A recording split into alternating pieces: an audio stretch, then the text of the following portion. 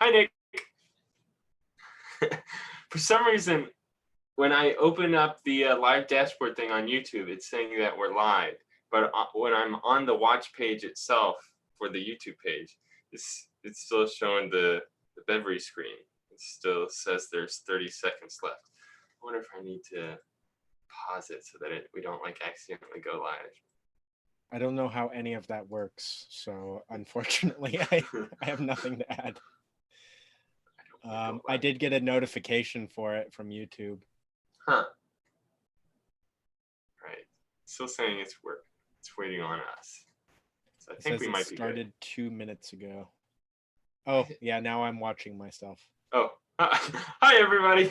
Well, that's weird because I'm refreshing the watch page and I'm not seeing anything. Oh, well, okay. Hi everybody. We're the Bevry community. I have no idea why, but it didn't give me a prompt to actually say that we're live or ready to go live or anything like that. So it just kind of like threw us in here without us being ready for it. So there might be a little portion that I'll have to cut off. But yeah, usually we're like at 5 or so minutes late and we just kind of rely upon that extra time. So now I'm like completely caught with my pants down here. How you doing though? Good. Yeah, good. How are you? Doing all right. Yeah. I don't. We should get a pod in here since, yeah. Anyway, what we're planning on doing today is having a conversation on Vervaeke's 21st and 22nd lectures on Descartes and Martin Luther and Hobbes as well. Kind of bunching them all together into one since there's kind of a through line, especially with Descartes there. Give me 1 second. Man, I have like, can I even turn off go to live control room? Let's do that. Sorry, everybody. No, I don't want to do that. All right. Well, you'll just have to bear with us while I message Brett on Discord.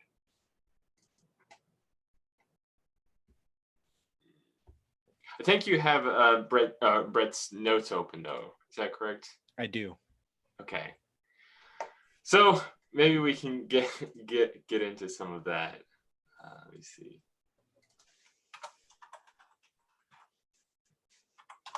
I know this is like quite. Man, I have no idea because let me go to the actual Bevry channel page because I'm not actually seeing the video showing up on YouTube.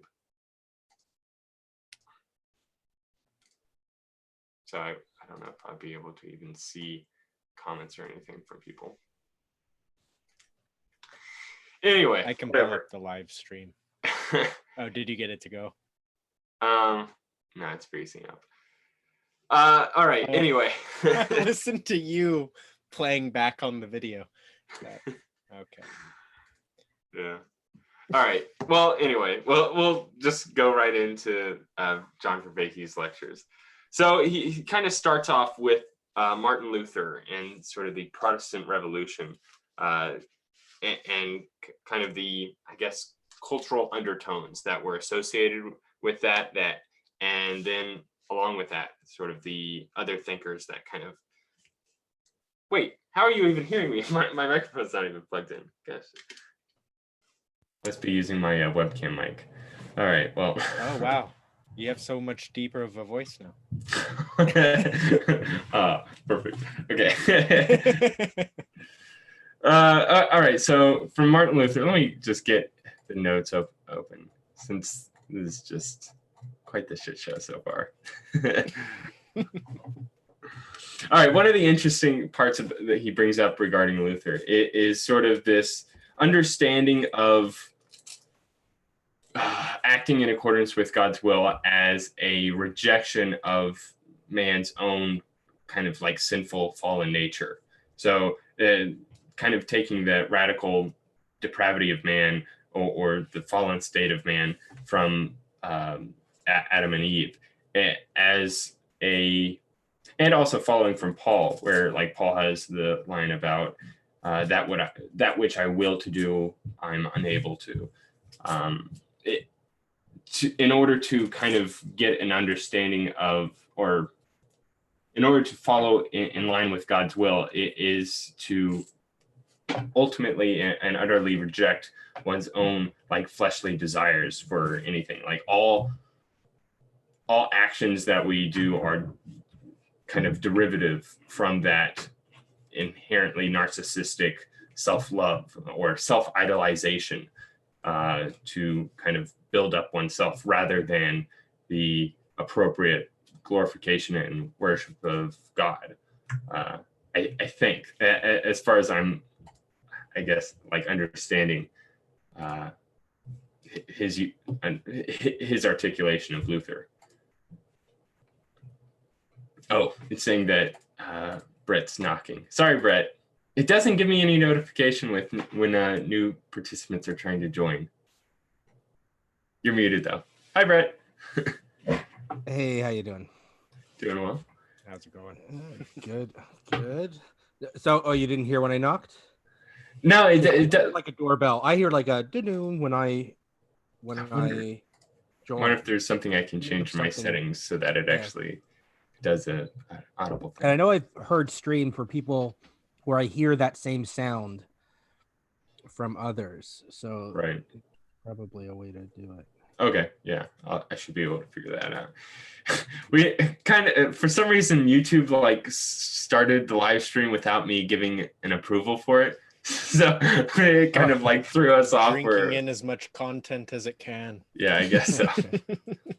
Anyway, I was trying to explain a bit of Luther's like understanding of the good as self-negation of one's own will. Right. Ultimately, because it's kind of self-idolatry. Do you want to carry on? I guess from that of like the. Oh wait, we're on. Yeah, I know. That's what I say. Hi everyone. We jumped right in. Yeah, feet first. Sorry. Okay, I'm up to speed now. Yeah. Sorry. Oh, so here, well, why don't you continue and I'll jump in. Yeah. All right. Let me look at my notes just because. Well, here. So you want me to like summarize? Yeah. So Luther comes up with some views that are incompatible, that are at odds with the Catholic Church. So he has an interpretation of Paul that's at odds with the Catholic Church. He says we're not saved by faith alone. Faith becomes the complete acceptance of God's saving grace. So that sense of participatory knowing is gone in Luther's reformulation. The sense of, as Vervaeke said, the sense of what it's like to be you. Your sense of your sense of self is illusionary. It's reduced to the acceptance of a proposition. It's not based on argument, because that would be mind participating in your salvation.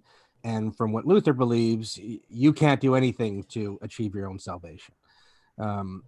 Right. So everything is ultimately dependent upon God's grace, and kind of like what we were talking about, agape, where you're not able to self-create at all. You're always from like the Protestant or Lutheran understanding is you're saved by grace alone, where God's the one that's like pulling hold on. We're not live, eh? Yeah, we are. I'm looking at the stream. Yeah, I know. I was having that same problem. Even trying to refresh it, wasn't able to do it. I had to like exit and go to the channel page and then click on the video itself. And now I'm seeing that, yes, we're live. Oh, okay. Mine jumped straight through. That's odd. Yeah, right, but okay, but yeah, it's a good point. Bringing up how you can't like trust your rationality. Rather, you're saved by grace alone, and I guess ultimately you have to accept, I don't know, living in reality based upon faith, and so kind of very very different from Descartes, which he'll kind of brings up the two distinct differences between the two. Where within Luther, there's a radical kind of rejection of the self as a will and intentional actor because it is of a fallen nature and cannot be really trusted. The only thing that you can trust is God, because God is the one that's kind of like shaping reality and kind of the one that's bringing you towards salvation, or potentially brings you towards salvation or not. Whereas within Descartes' kind of, I guess, epistemology, it is by kind of looking inwards at that which is ultimately certain within one's own consciousness, like our own experience, thinking about what is the things that is most kind of that which cannot be doubted. Yes, exactly. So, I mean, before we get to Descartes, I found it interesting what Vervaeke talks about Luther. So the irony is that Luther was trying to rescue us from the fact that we're obsessed with ourselves, which he found was a source of deep suffering. And in his endeavors to deal with that, it leads to the proposition that we're all inherently worthless. And the only solution to that is arbitrary, unearned regard. And so Vervaeke says this leads to sort of a worldview of narcissism, or a philosophy, not a philosophy, but sort of this leads to narcissism, that we're trained to see ourselves as wretched. So the only escape from that is unearned positive regard. So he likens this to social media, where people like people just for being famous, where you're not. Although I think he's a little bit cynical on the social media. I think a lot of people who are liked on social media put a lot of work into it, but I get the point, which is that some people are just liked for being liked, not that they've done something to merit it. And now I didn't quite get how this link is quite gets us to a culture of narcissism. Right. In fact, I was kind of having that same or I guess failure to connect the two for a second, but from you articulating it just there, I think I might be able to see the connection, where if we kind of take as a understanding that Jesus died for everyone, even in their sinful natures, this is a sort of, I guess, point of God's ultimate love towards even for the sinful, where like even as you are in your current state, your own wretched position of vulnerability and incapacities and self-love and all these things about yourself that are ultimately like evil or fallen for your nature, because of the fact that I guess God came to save even the most wretched of us, that this is a, I guess, indicator for the justification, I guess, for this uniqueness or this specialness of who you are, even as a kind of limited being. Well, that having success, I think, as he sort of shows it, is like we can't do anything to know we're saved.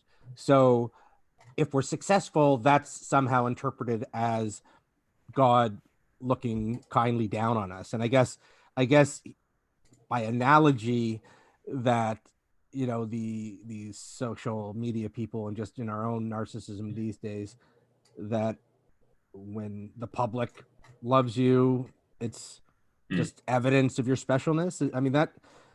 It's kind of funny how he brings in capitalism, because there is sort of that connection there with, like, I think Adam Smith uses the phrase "the invisible hand of the market," and he uses that as an expression of kind of like God's will acting within human creatures towards what is to be done, where like people are interacting with each other volitionally.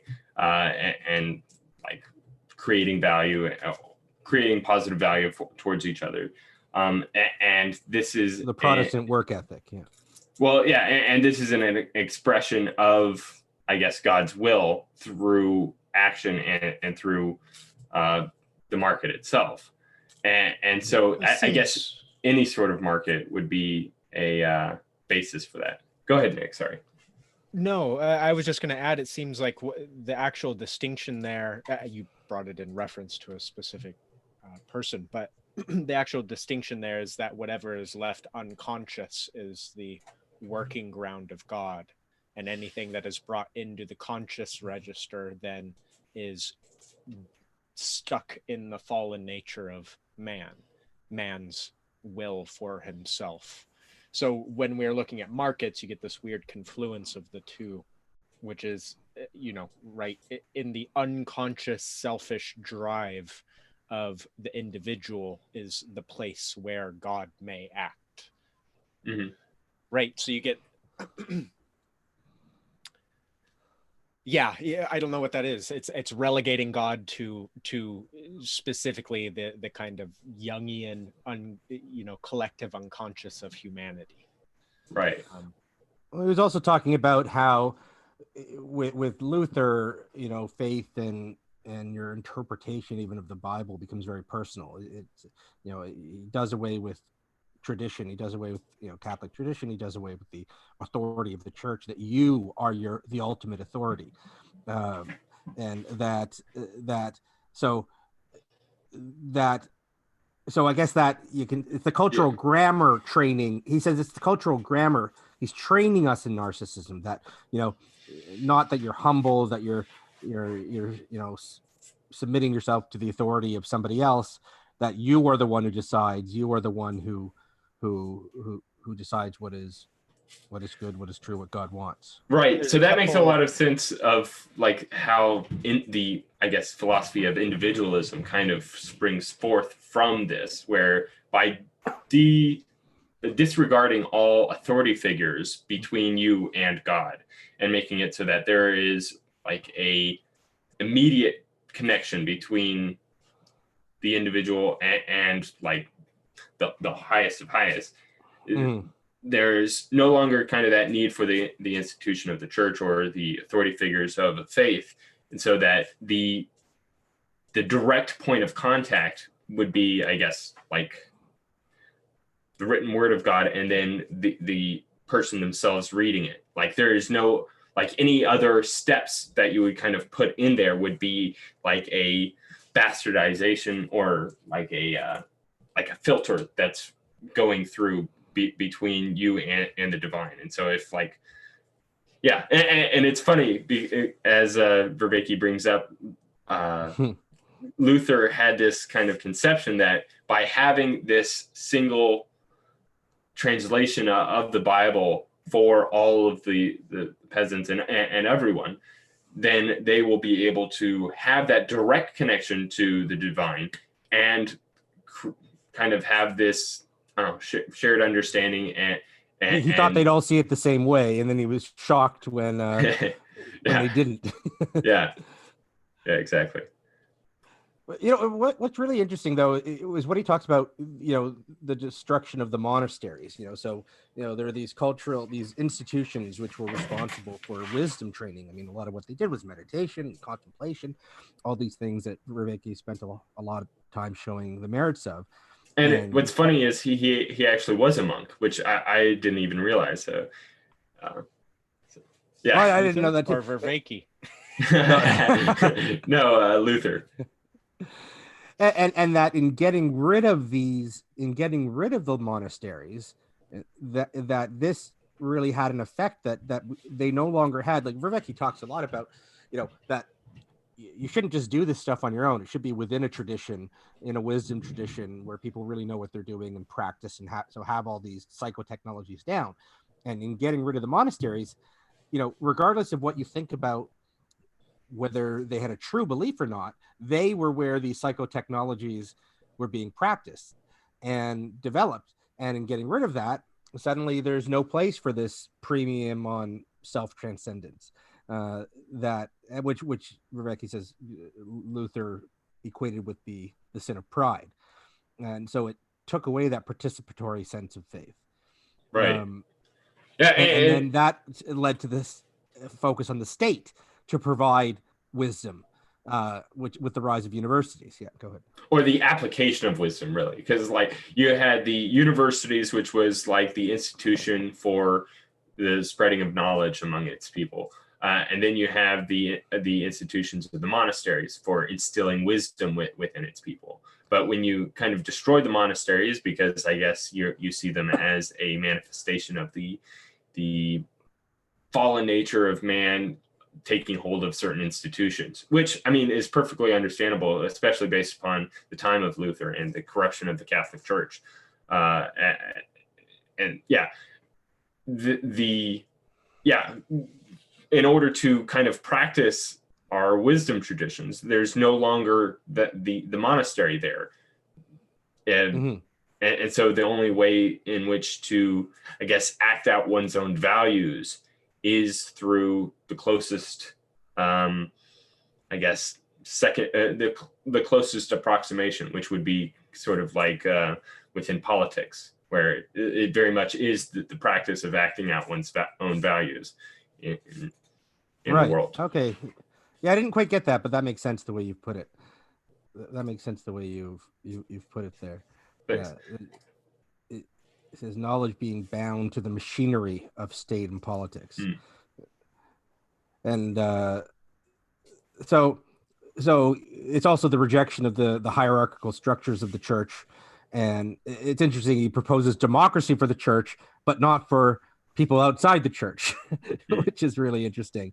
You know, I don't know. I remember reading in university his writings on the peasant revolts, and he has some very harsh things to say about the peasants.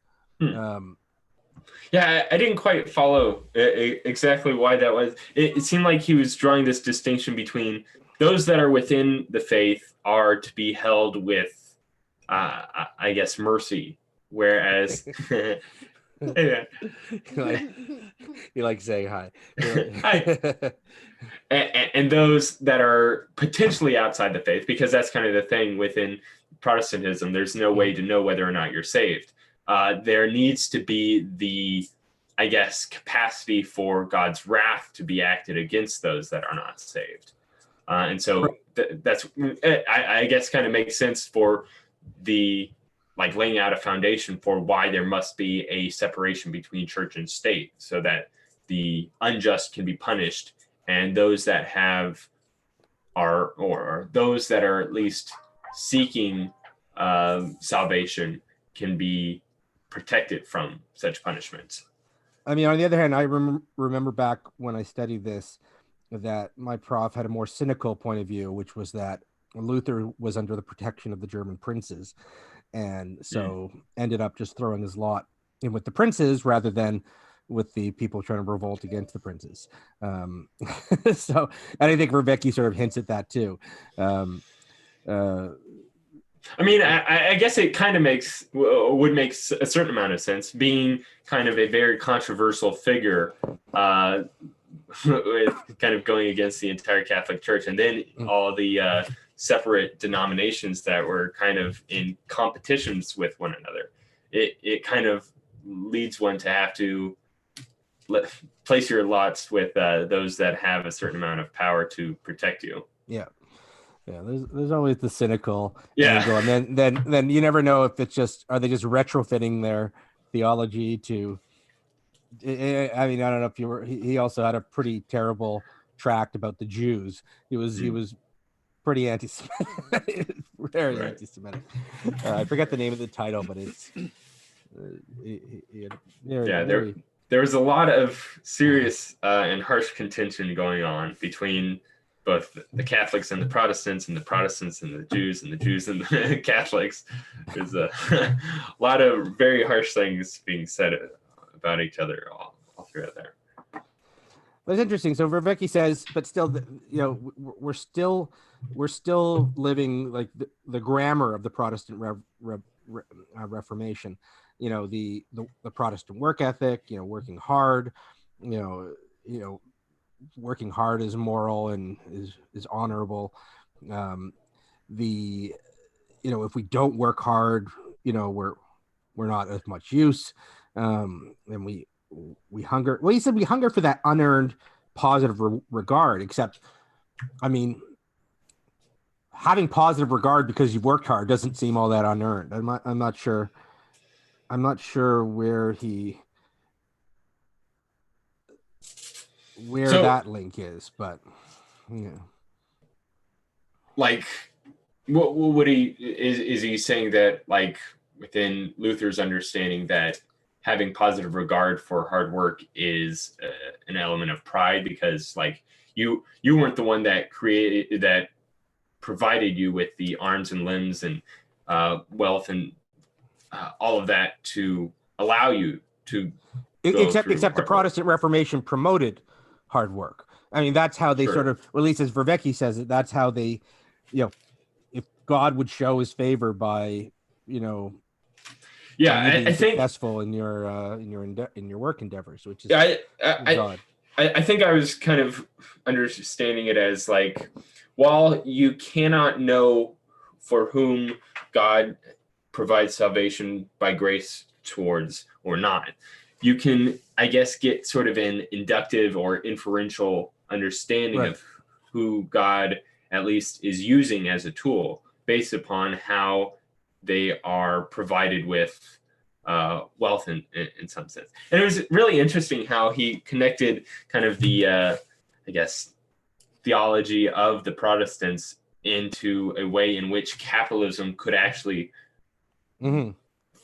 like very naturally kind of draw forth out of it. Like, rather than any excess wealth that is being provided through your work through your labor, rather than kind of like using that as something to build oneself up, because you had kind of this idea of inherent depravity towards oneself, that would, and to do something like that would just be a sense of idolatry, and especially an idolatry towards something that doesn't deserve it. Rather than building up oneself in a prideful way, you're putting forth all excess value or wealth back into the business itself. And then from there, you can kind of... You're not supposed to be ostentatious. You're not supposed to just show your wealth. You're just supposed to get it, I guess, for the sake. And then that's what allowed for this kind of capitalistic system to flourish for them, because they had this kind of mentality. And it's funny, like, I don't know, I think there's... I guess Mormonism was quite a bit later, but there's something else that's very much like very Protestant and very American, and almost kind of like very capitalistic within Mormonism as well, as far as I kind of understand the starting elements to. I gotta say, we've got a Mormon furniture store near me, and I just go in there, and it's amazing I mean, I can't afford any of it, but it's amazing what they make. But he also links it to the scientific revolution. So that science at that time was cutting off the person from the world, and the Protestant Reformation was orphaning the person from history, so that they're both sort of all zeroing in on the individual. That, as he says, you have to bear it all. All the while being told you're worthless and you're wretched and you don't have the resources, you're biased and you don't have the resources or capacity to do it. So he says, that's kind of interesting. Then it was almost maybe a relief from all. In fact, like that's kind of Nietzsche's critique against the way in which people use faith as a justification based upon how it provides like well-being to the individual.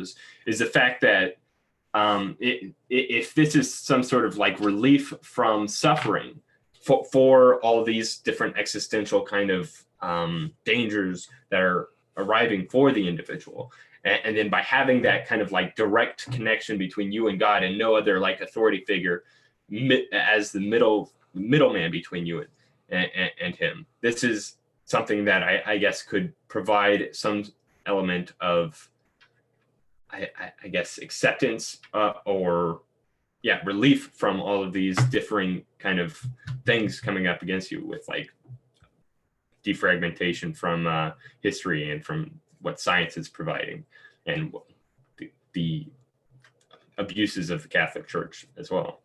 Well, that's it. I mean, he was a reaction to the Catholic Church. I mean, they were selling, what are they called, indulgences, where people could buy forgiveness from their sins. And so it's interesting. Like you can't divorce that from his theology. He developed a theology to address the corruption that he saw in the Catholic Church. So, what came first, his theology, or did he just think that can't be right? Mm. Look what this history has done. Look what this institution has done. So therefore, we've just got to go to the other side and then retrofit it. I don't know. That's an interesting point, though, especially because like his observations or the very place that he was within in his culture has like very much like, I guess, contradictions with the theology of the Catholic Church and the understanding of like those that are in places of authority spiritually or within the faith have a higher degree of piety. And so by seeing how there's all these abuses going on by those with spiritual authority, this is kind of a falsification of those certain theological premises. And so, by rejecting those and then turning towards ultimate total depravity for every individual, that's like rebuilding a theology in which it doesn't have these vulnerabilities within it, as best as he's attempted. Well, I find so interesting that today we hear so much, like, or at least I hear for theists I often talk to on Twitter and so on, that it's the atheists who are responsible for this decline in spirituality and this decline in like their version of saying the meaning crisis. But it's now, I don't know if it's just his bias or not, but Vervaeke's really, there's the secular guys in the science part, but he's putting the Protestants to be a real strong cause, because this whole section of his lectures is about, the fall from meaning. How did we lose these institutions? And he's putting the Protestants front and center in terms of causing this meaning crisis, along with the scientific revolution and secularism. So that it's interesting. It's both sides. It's not just the so-called the non-believers and the secularists who led to this decline. It's this individualistic. If your answer is something collective, then anything that pushes towards individuation is going to be seen as one of the problems. It could be, but I think it's more than that, though, isn't it? Because, like again, he's talking about the destruction of the monasteries, who were the ones, at least in the West, who were advancing the psychotechnologies that he feels are critical to meaning. These sure. So it's not. But also part of that is the means of communication. So it's, again, you have like a lot of kind of threads there. For example, is the monastery as necessary after the printing press as it is before it? As one weakening, right? Pulling out various legs underneath it. But it's I don't know. It's tricky because he links the printing press to the change in psychotechnology of where we changed how we read. Where we used to read, there weren't that many books, and it was mainly the Bible. And so people would read the Bible in this participatory way. And with the advent of mass production, there was a lot more reading in your head because I guess more people had books and more people were illiterate. And so again, that the printing press itself may have hurt the meaning, may have caused. Oh, that's what I'm saying. Oh, okay. Yeah.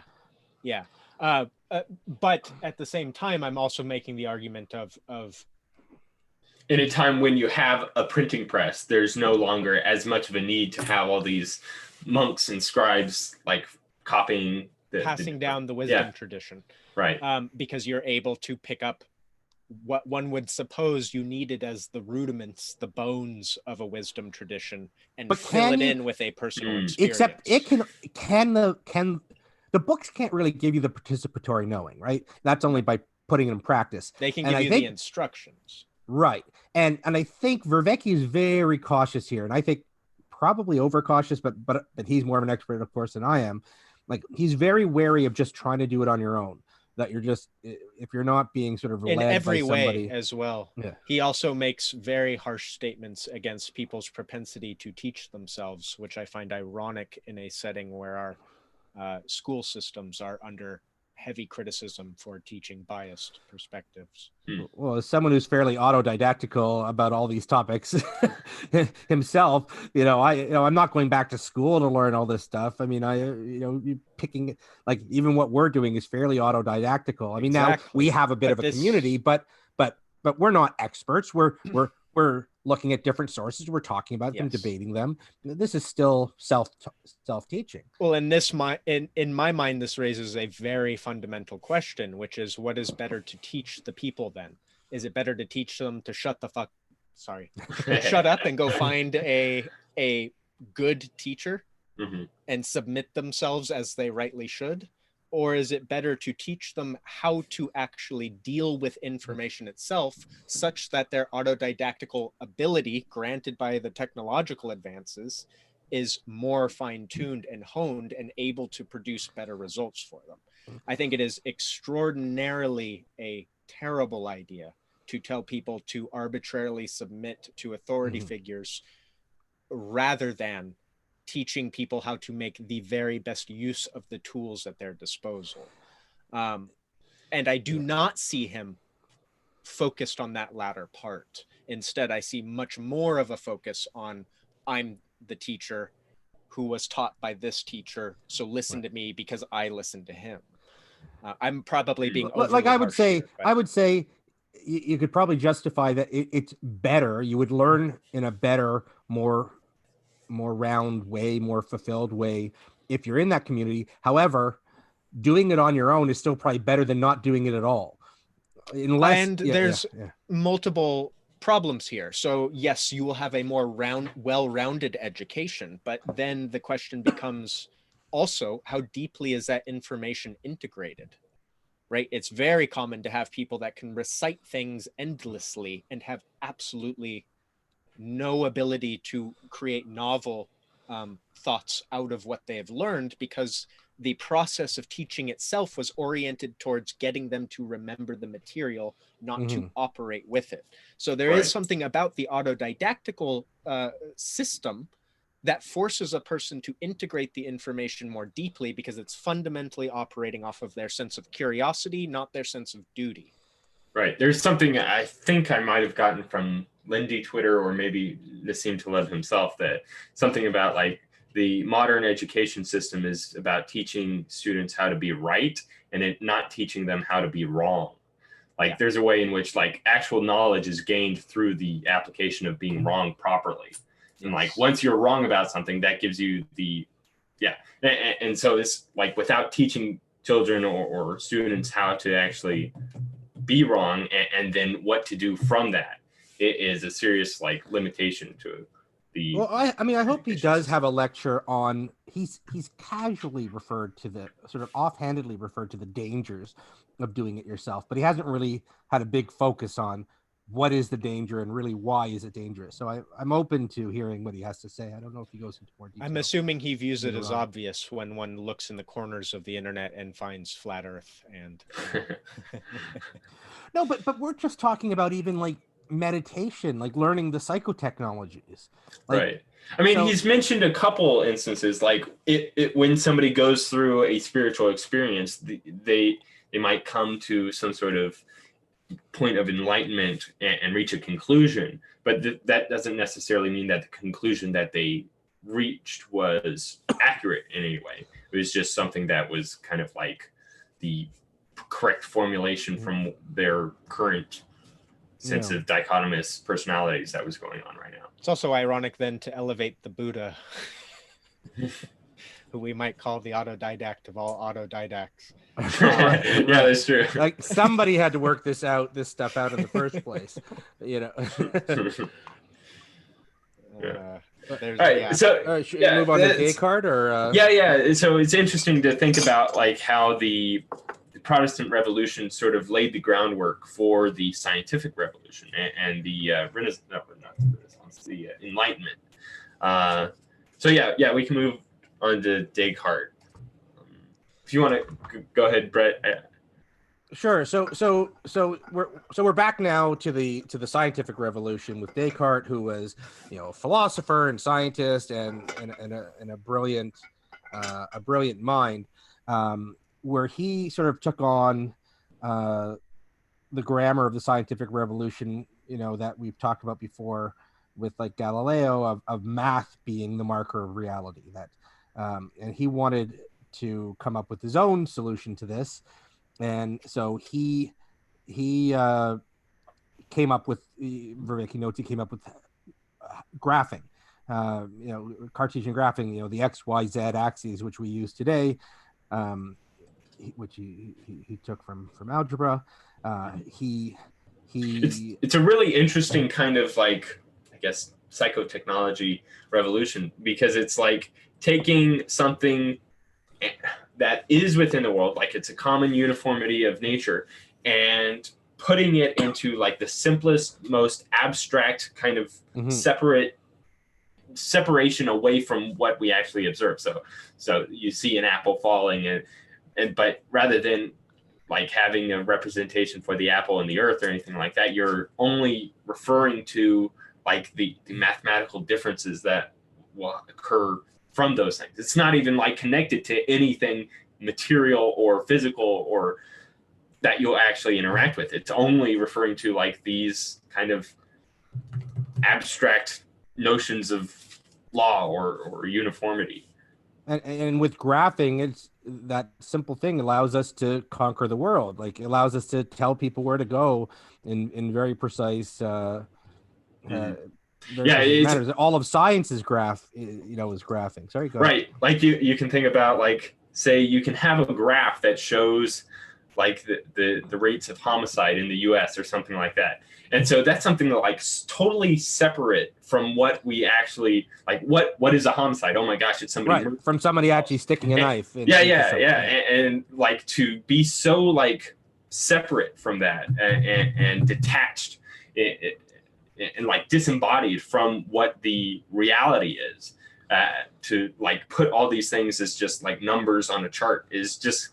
Yeah, and it can tell us deep things about the reality of our world that we couldn't figure out without it, because we have these biases. We're good at recognizing patterns, but we also over recognize patterns and under recognize patterns. So just trying to figure out based on, we have the availability heuristic. So you hear about a murder, you think there's more murders going on. If you don't hear about murders for a while, you just think there aren't, when the truth could be the opposite in each case.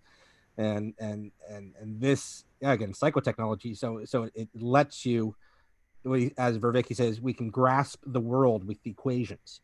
Equations capture reality.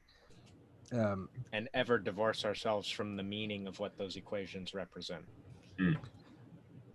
Right. Although in some ways, having a deeper understanding of what they represent too. So it allows us to have an understanding. That's why I said meaning specifically. It's not. It's what does it mean, right? That visceral impact of a murder is very different. That's kind of what he brings up is like, rather than the participatory way of knowing that we've had all kind of previous to this, Descartes is limiting knowledge to only that which is kind of can be put propositionally, which is very much like separated from the actual fact of like what it feels like to be something. But it's interesting because, again, that participatory knowing is useful. And he gets into it later, is useful for qualia type things, experiential things. So it's not necessarily a criticism that there are some things we can understand in a non-participatory way, because we don't necessarily need to understand it in like we don't need to feel it. We just need to understand conceptually how it works. Like, he sort of seems to be critical of it, but although he says I'm not, he says, I'm a big fan of it. It's enormously powerful. So I think maybe he's just, his language seems critical, but he's not. Well, it just seems like there's a place for both. He's doing the lecture series on the meaning crisis, so it makes sense then to be critical of it in the sense that it divorces us from meaning. However, it would be totally ignorant to not recognize the wealth of, Yeah. wonderful contributions that it has created Right. as well. So it's But- always a double-edged. Yeah, and within the meaning crisis, like his point that like Descartes' attempt to resolve that within himself was to undergo this radical doubt to only that which he can be psychologically, or only that which he can be certain of, and then from there kind of build up this framework from things that he knows has a strong undergirding foundation, so that anything that like so starting with I think therefore I am, and then kind of building up from there. Okay, I'm a thinking thing. There, I'm experiencing reality. Whether or not this reality is real or not, it doesn't really matter, because nonetheless I'm experiencing parts of it, and I can know things about the parts of reality that I'm experiencing. And I can know things about myself. And he brings in this very sharp distinction between there are the objects of matter, which have like mathematical quantities to them. Yeah. So like you can make divisions and very much get a mathematical understanding of a thing, or propositional understanding of a thing. And then there is the world of mind, which has things like qualia, sense experience, rationality, intentionality, purpose, value, things like that, which, and the two are very, very much distinct from one another. Like Descartes is the kind of the modern, the father of dualism, in a lot of ways. But don't we have to like I'm getting sold on this participatory knowing in certain aspects, but we have to recognize that participatory knowing can be very flawed. And for example, the availability heuristic is a type of participatory knowing. I'm experiencing seeing a murder, and therefore I have a belief that the murder rate is increasing, or that it's a more violent society. And right. Like that is the essence of a participatory knowledge, and it's just plain. It can be very wrong. Yeah, so, it's funny though, because like the very exact kind of opposite was spring to mind of like there's the trolley problem within utilitarianism, where like okay, if you see 5 people on the track on one side and then one person on the track on the other side, and you have the ability to flip the switch, would you do so to kill the one in order to save the 5? So saving ultimately 4 lives. And then there's the other component to the trolley problem where you're on top of a bridge and there's this fat guy right next to you that will be able to stop the train in order to save these 5 people. And so if you push him over the bridge into the way of the trolley, that will stop the train and save those ultimately 5 net benefit lives. And that seems like something very much absent of the participatory way of thinking about things, and very much into that analytical, objective, kind of separate aspect of propositional knowing. Yeah, or at least framing. I think that also with the trolley problem, I think the point is you can make arguments for and against, and it's not really a big moral error either way, because they each have pros and cons. Like it's not a zero-sum game. But it's just that I think, like, I like this participatory knowing, and I find it a useful concept, and I think he's got onto something. But I don't think we necessarily want to just say it's always good. Like it's because it can lead us terribly astray. And I'm not quite sure where he's like he's made it clear that he said it a number of lectures ago that in these altered state experiences, people can get completely conflicting information. So he doesn't think the information that comes from these transcendent experiences are true necessarily. But I'm wondering what is the truth that what is, is it just a nice feeling? Like, what is it that we're trying to get? Or is it just that it helps us have a better sense of meaning, whether or not it's true? Like what is the value in these participatory? Well, what you're highlighting is probably, my internet is funky. I was just going to say, I think what you're highlighting is why he puts so much orientation towards traditional systems, communal systems of wisdom, is because it's so far the best way we have of reducing the error of participatory knowing, which is to say you have a purification process through millions of people honing which parts to pay attention to and which parts not to. So that's probably one reason why he although we also focus. but we also have conflicting traditions. Like we have the Christian tradition, the Buddhist tradition, the Hindu tradition, who all have their own. I mean, probably Hindu and Buddhist more than Christian, but they all have their aspects of developing these psychotechnologies for participatory knowing and anagogy and all that kind of stuff. But they're definitely conflicting at times. Right. So And so, yeah, your question was something like, what sorts of truth or elements of knowledge are we actually gaining from participatory knowing? And I guess maybe one response that Vervaeke might say is that while we may not be getting any sort of objective truth about what the ontology or the reality of things are, we're at least providing some sort of truth as to like what provides a resolution to suffering or anxiety to individuals psychologically speaking. And I agree with and that's enough really for at least my understanding of like his position maybe. Likewise, I think what you just hit on there, Pleasure of Doubt, is why he secularized it, which is to say, if you strip the religions of all their metaphysics, there's no longer any conflicts. Instead, you just have a pile of practices, and somehow he hopes that this pile of practices will create enough of a community around it that you get this same down chain of wisdom tradition minus the metaphysics that undergirds it. Most religious people, or even slightly religiously minded people, would say that is one of the mother of all pipe dreams. Right? It's not how it's not how people work. It's although I think it can. I'm a pretty secular guy. Like we'll take Sam Harris, who's obviously a pretty well-known atheist, but when you look at his meditation stuff, I mean he is deep into it without the spirit. He would call it spirit. I mean, it's a weird word spiritual. I think there are secular versions of it. Like we could talk about transcendent experiences and spiritual experiences, where we sort of mean sort of a an above type feeling, but what not one necessarily... is transcending becomes mighty salient. But I think it is possible. I mean, I don't think it's necessarily a pipe dream, and frankly Buddhism is fairly close to it. I mean, Buddhism is much, I mean, it has its sort of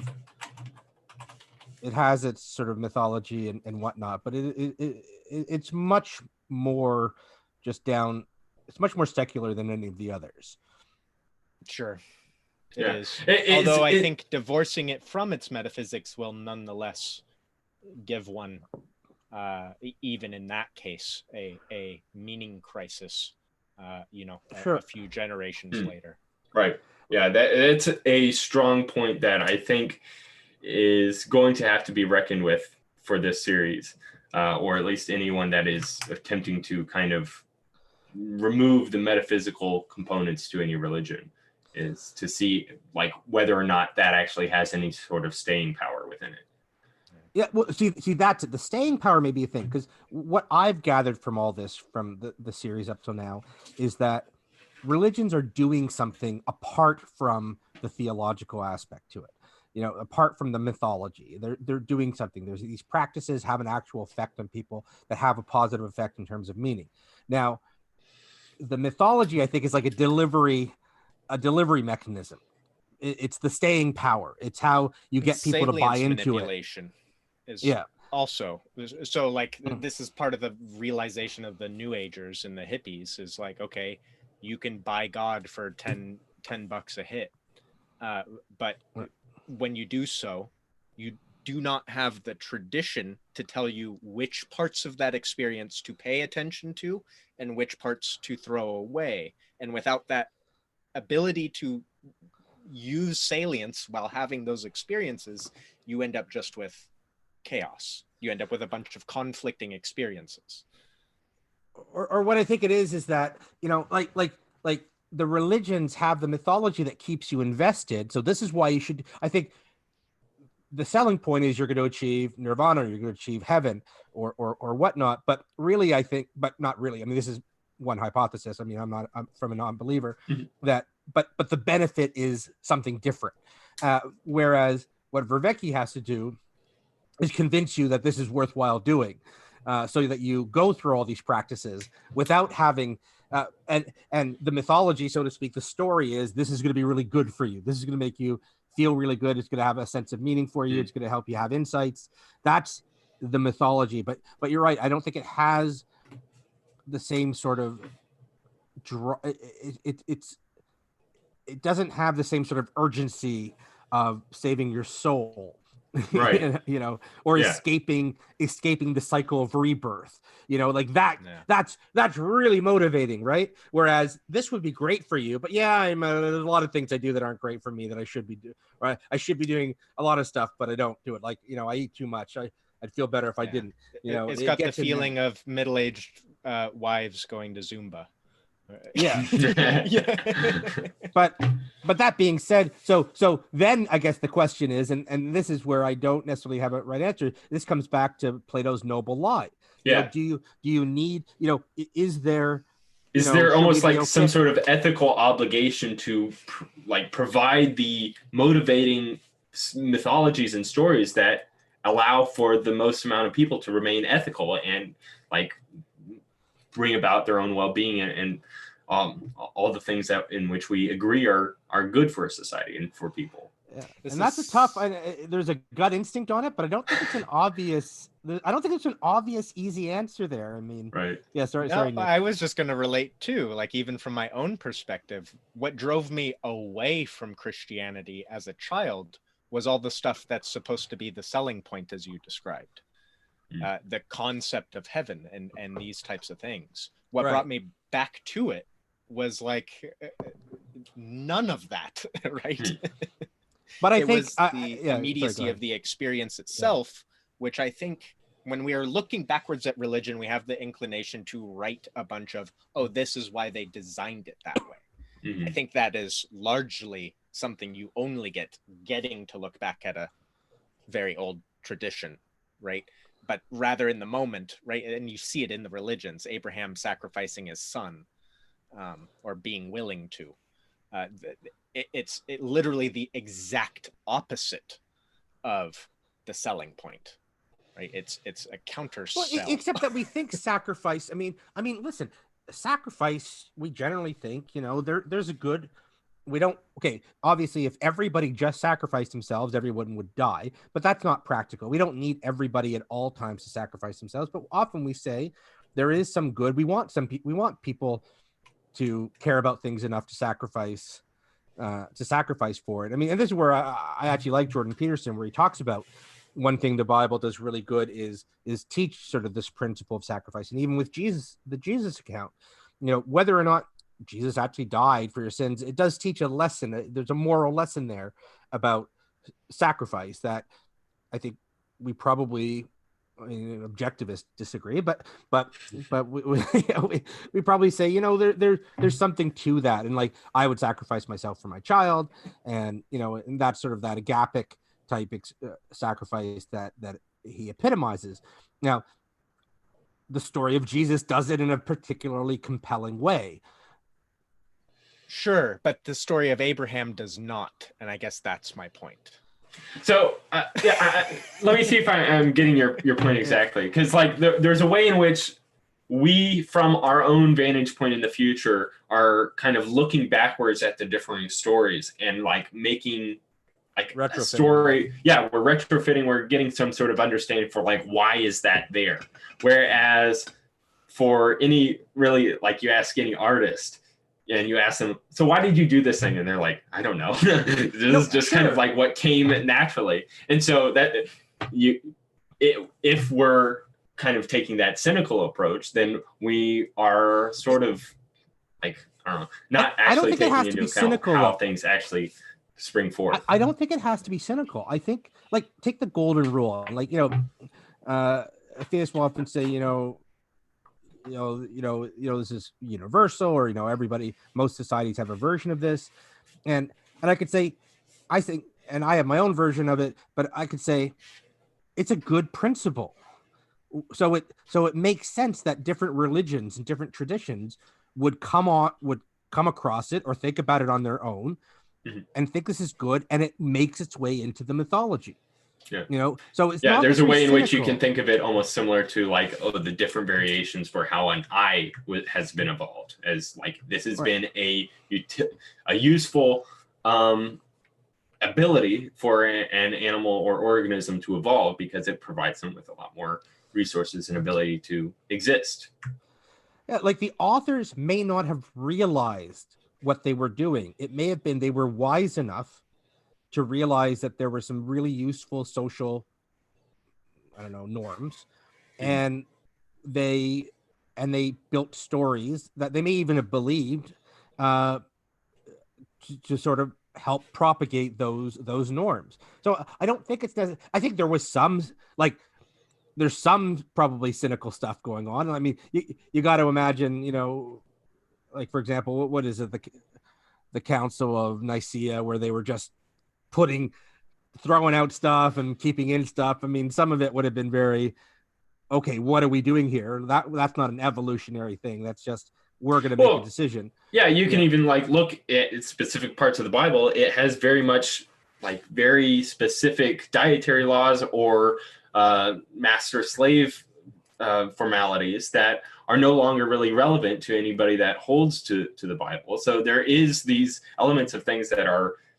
inputted into it that are very much contextually based. And a lot of them were helped. Like, look at the rules for treating dead bodies in the Old Testament. I mean, to me, it seems that it's designed, maybe not purposely, but it's designed to help reduce death. Disease. Disease. Yeah, by burying the bodies in a certain period of time quickly. This helps. This helps contain disease. Now, they may not have thought about it that way. They may have just said, "This seems like a really good practice." Yeah, and that's the weird thing there. Yeah, well, right. It's the same with. I love the example of blacksmithing because I do it, but right, we didn't know what we were doing to steel until the 1900s. Right. Before that, it was just doing magic. Right.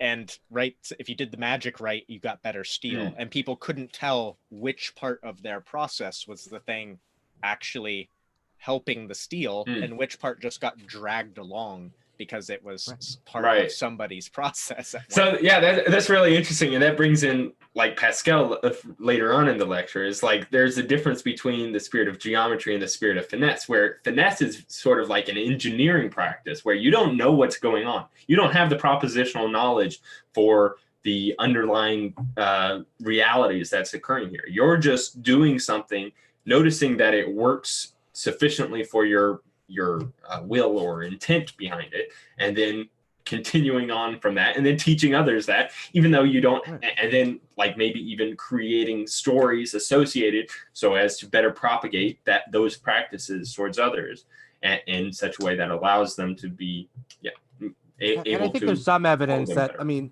that really drugs played a big part, like the shamanistic processes, even in Christianity, that some of these early people had hallucinogens and whatnot, and that's where I think a lot of some of these stories may have come from too.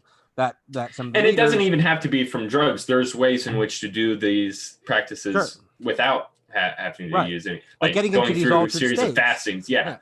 Like I don't think it has to be cynical. Like it could be these wise people were the ones who were most focusing on this. They weren't out probably hunting. They were focusing all the time on these psychotechnologies, on meditation and all these type of things, and prayer. Prayer, I think, is very similar to meditation, and had experiences, and they would relate these experiences. You would call them prophets. They would be called shamans. They'd be called prophets, and they'd relate their experiences and pass them on. And they'd evolve. There's broken telephone as well. Where they evolve over time, over hundreds and thousands of years, until they're finally codified, and then they're locked in. But up until then, it's all these communities in the region, verbally telling these stories. And I don't care how good they were. I'm sure they were much better at memorizing than we are. There's still no way that they did it perfectly. I mean, things would have changed until they were codified, right? Right. So it's kind of interesting. Yeah, it is talking about the codification of the rules. It reminded me of like Peterson's point about how it's as if animals work off of some sort of moral basis, but it's not so much that the animals are cognizant of the rules to a game.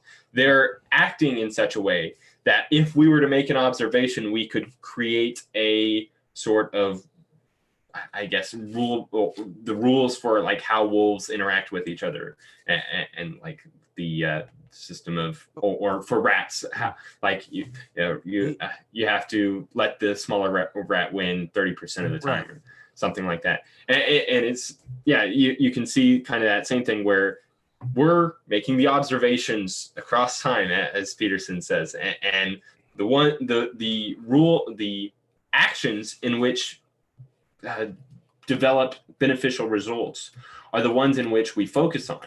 And then once we focus on them and we see the similarities between other actions that produce beneficial results, we can sort of abstract out some sort of understanding of the actions themselves into, say, a propositional form, like the golden rule, do unto others as you would have them do unto you. And then from there, you have something that you can kind of like point to and relate to one another.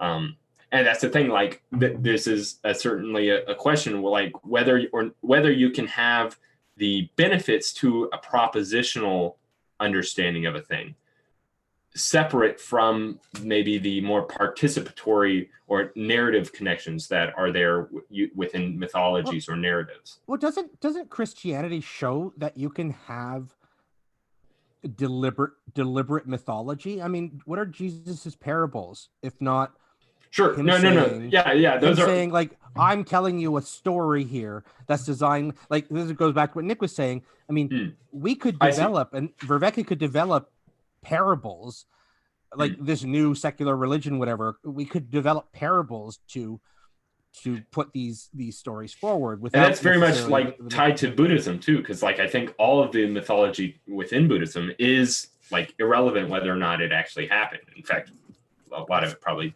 didn't, but it's still useful in giving like the practicers of Buddhism a metaphor in which they can understand, memorize, and then try to emulate within themselves, even though it's a fictional story. And we do this all the time in fiction, right? We do this in fiction, in our movies, in our books.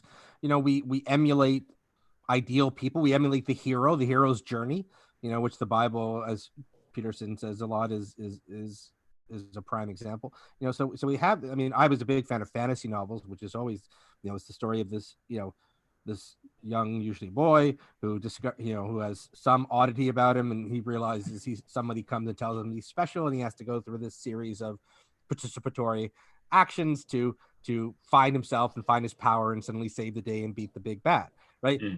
But these are modern day myths. So I don't think it's impossible. I agree it's maybe a little harder today, but I think we can create myths designed to teach these psychotechnologies in a way. Now, whether they'll be as lasting as Christianity, I mean, I don't know. So iterability is a big one. And then the other part that I just want to go back to again is the parts of the myths where this whole thing we set up a interpretive network for dealing with mythological systems breaks apart. So again, to me, one of those key moments is Abraham sacrificing Isaac, right? Because it doesn't create the hero. It doesn't create the image of that, right? It's not a self-sacrificial action. It's killing another. Okay, I've heard this before, so I'm not coming up with it. If we see it as prior to this, there was a history of child sacrifice. And the message of this story is don't do that. So where he's almost going to sacrifice his child, but then God says don't, and gives an animal in its place. So there actually is a potential positive to this story when you look at it in context of, hey, let's stop doing child sacrifice, which they did do, from what I understand prior to this. I think what I'm getting from you, Nicholas, is sort of like the inherent mystery behind the Abraham and Isaac story, which Soren Kierkegaard like very clearly lays out with Beyond Fear, no, there's Fear and Trembling, where like there's like he kind of presents the different ways in which to interpret the story, and then kind of raising, well, if this was the way that you were supposed to interpret it, then there would be this other component. Like he uses other analogies to kind of express that same meaning, but pointing out how the story of Abraham and Isaac doesn't fit that model at all. And so I don't know. I'm not. Am I getting from you, Nick, that because Christianity contains these these stories and narratives within them that do not have a set, I guess, telos or purpose to them, in which we're supposed to like derive this singular understanding, or similar to like the utilitarian moral principle. Right. But rather they're just they are these stories which are more fluid or mysterious, in which multiple relevant meanings can be derived from them depending upon many different and even absolutely situations. Morally unintuitive, so more counter to our moral intuition. I think is a key part of that as well. You also, right, you can do this with lots of religions. I'm not trying to hyper focus, but it is more familiar, so I'm using it. You also see it with the figure of Christ, which has simultaneously absolute ego, hyperinflation, combined with an absolute deflation of ego at the same time, right? You get conflicting, right? It's like a paradox. Peterson, yes, and Peterson outlined this probably the best I have ever heard in the difference between a religion and an ideology. And he says basically an ideology only gives you one side of the picture. And right. I think the example he used is you have the colonists coming to America, right? So you've got three things. You've got the colonists, you've got the natives, and you have nature. And if you're ideologically looking at the situation, you will either say you had the great noble colonists coming to tame the terrifying and scary wilds and right, put the savage in his place, or whatever, get rid of their bad practices. And then on the flip, right, you have the myth, right? Yeah. Well, that's the ideology. And then you have a counter ideology, which says, oh, you have the evil colonist coming to beautiful, pristine nature and destroying the noble, natural person that was here to begin with. These are both ideologies of the scenario. Whereas he says a religion is both of those narratives together at once. Which I think is a great way to understand what a religion is, as separate from a set of moral imperatives.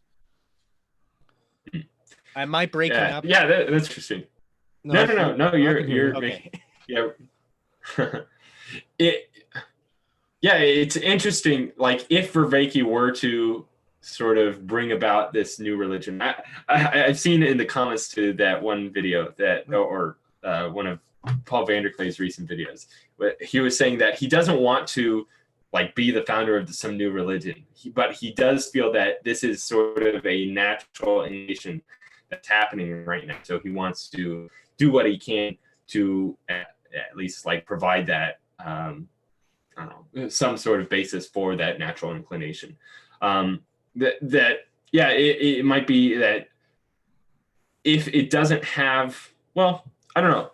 Maybe I'm not familiar enough with Buddhism, but if Buddhism's like they're it's mostly parables, which have this kind of singular moral imperative within them that is trying to provide for the listener. That with other mythologies and religions that have sort of ambiguous moral component to it. I would actually say it's funny. Buddhism is one of the more. Oh, sorry. Yeah. No, go ahead. I was just going to say, I think Buddhism is one of the more directly propositional religions out of any of them, which is like a lot of it is not parables at all. A lot of it is him just literally telling you propositions to believe, right? Here are the propositions you will now operate from, right? The Four Noble Truths, the Eightfold Path, Right. Vipassana meditation. As Well, that being said, it literally is accompanied by every one of those things. From what I understand, is accompanied by a participatory practice. There's that aspect, but it's not. They're not on their own. They're not. You're not just. Yeah. Okay. So that makes sense. It's not like just giving you a list of these propositions to hold to, like these 12 rules for life, and then you can go live out the rest of your life. It's actually each proposition is connected to some sort of spiritual practice in which to instill this within you, so that you can kind of develop it when you go about interacting with the world. But not really. Again, the only practice he gives you is Vipassana. That's what he gives you. And then the rest is him saying, orient your Vipassana, the actual practice, towards these propositions. Realize the truth of these propositions that I'm giving you. But doesn't he also say, is if you come up with a better truth, to just disregard this? Like, he would be sort of pro-science. Like, if you come across evidence that this is wrong, and then go with that. Well, he says don't trust a teacher for the sake of their status as teacher, to realize the truth of what they say and to judge them based on what you would expect a teacher to behave like. However, so he hands you some of your, he's basically saying this won't work unless you're doing it out of your own sense of volition. Like, it won't work because I'm telling you. But he's also still putting out a very direct, here's how to go about it. And here are the proper propositions. So what is the Vipassana? It's a form of meditation. So basically, what was popular at the time with the ascetics, particularly within Hinduism, and who he supposedly trained under, was basically an endless list of ever more refined forms of concentration meditation. So basically, the whole philosophy when he came about was, if you can hone your mind into that which is absolutely pure, you will be free. And the problem was that there was no end in sight, right? There was like literally thousands of levels of concentration meditation. So he supposedly practiced this, realized the futility of it, right? He could reach, heavenly God states of consciousness where he's watching universes pass by, like, whatever. But every time he had to come back, he had to be a person again. So, right, he could enter into the state, but it was temporary. And that was the whole problem of it. So then he basically, gets fed up and says, I will sit under this Bodhi tree and either realize truth or die under this Bodhi tree.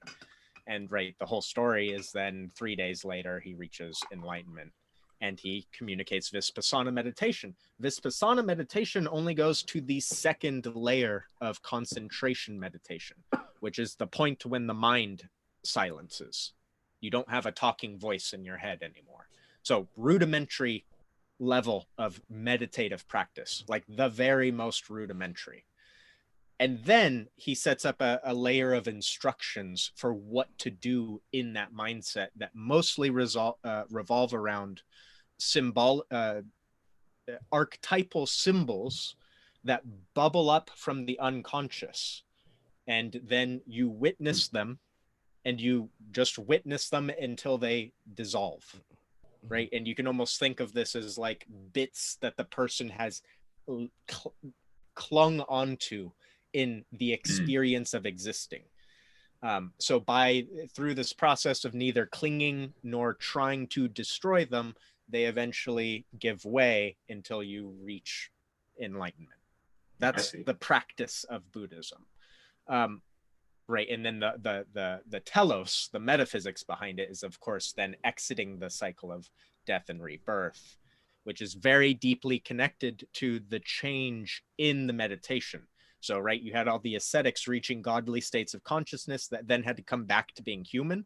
That was also literally encoded in the metaphysics, in that a person who had a large amount of good karma would be reborn as a god, where they would burn off all their good karma in these ecstatic, pleasurable existences until they burned off enough of their karma that they would be reborn again as a lower creature. And so even the gods were stuck in the karmic loop, right?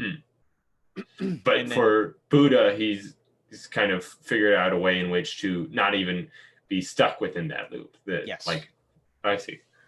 Interesting. That's the metaphysics behind it. Yes.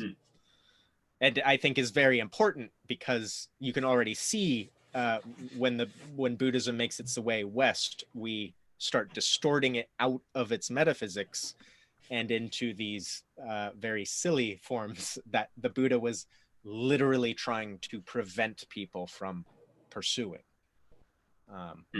which I think is very common in the West. And yeah. What do you mean? Like people are using Buddhist practices just for, I don't know, just for relieving stress or something like that? Or really, well, yeah. So, and to be more efficient, conscious participants in life, right? As opposed to trying to seek the actual end of life. Right? It's a pretty dark philosophy if you're approaching it as a Westerner, right? If you view life as a good thing, right? Then Buddhism should hit you like a ton of bricks. It should not be like all this fluffy bullshit. Right? It's supposed to be like a rejection of life itself, you know. And you even see it start to distort closely after the Buddha himself with the development of Mahayana Buddhism, which is what most of us are actually interacting with. Very few people interact with Theravada Buddhism, which is the Buddhism that the Buddha himself taught. And with Mahayana Buddhism, you also get the image, the mythological archetype of the Bodhisattva, which is a much more Christ-like figure than the Buddha was asked you to be. The Buddha asks you to be selfish to the point of ending life itself. The Bodhisattva asks you to do what the Buddha did and seek selfishly the end of life, and then to selflessly stay in life to help those around you. Right? I see. Yeah, very much more the messianic sacrificial figure there. Yes. Sorry, I did not mean to give that was really a interesting. lecture. Yeah, it was really interesting. That's great. Yeah. So, do we want to talk about Cogito? About Cogito? Yeah. We can talk about that. Let's see, because he goes into Descartes, and then he goes into Hobbes, and then he goes back into Descartes for the next lecture, and then its relation to Hobbes. But yeah, we can focus on. Well, actually, you know what? Let me just see if I can find it. I closed my window because I rebooted, but I tried to look up Descartes' letters to Hobbes, and I felt like it's interesting. Let me just see if I can find the link. Yeah, like I wanted to read, like this is stuff that could have been found on Twitter, like today. Some of it, like really, that's interesting because the way that Vervaeke speaks about them, you can realize just how utterly confrontational they would be towards one another. Hobbes being very much a materialist, and Descartes being very much an immaterial mind rationalist. So here's one. So I'm just talking about the way they interact with each other. So here's where he's writing a letter to this person, Mersenne, but he wants them to give it to Hobbes. So he says, I've read part of the letter that was sent to you from England and passed on to me by Huygens. From the way he writes, one can tell that the author, in brackets Hobbes, is intelligent and learned. And yet, surprisingly, he seems to miss the truth in every claim that he puts forward as his own. I mean, Descartes would have been right at home on Twitter, just slashing the other guy. Like, how modern is that? You know, it's sort of that plus ça change, plus ça reste la même. Like, more things change, the more they stay the same. Like we always think like we're so different and we're so sort of, we're less sophisticated and whatnot. I think they've always been like this. It's just now we have the opportunity to actually go about directly interacting with our our enemies without having to go through any sort of middleman or go through a long process of the mail carrying, anything like that. Yeah. So he said, "Look, I'm surprised that he calls my demonstration invalid without giving any reasons except the statement that certain points are inconsistent with our experience, when in fact they square with experience and are utterly true." Like again, these aren't the substance part, but these are right. Like anyone on Twitter today could have written something almost exactly word for word like that. Yeah, this is Descartes, one of the greatest minds of all time. That's funny. I guess it should make us feel better.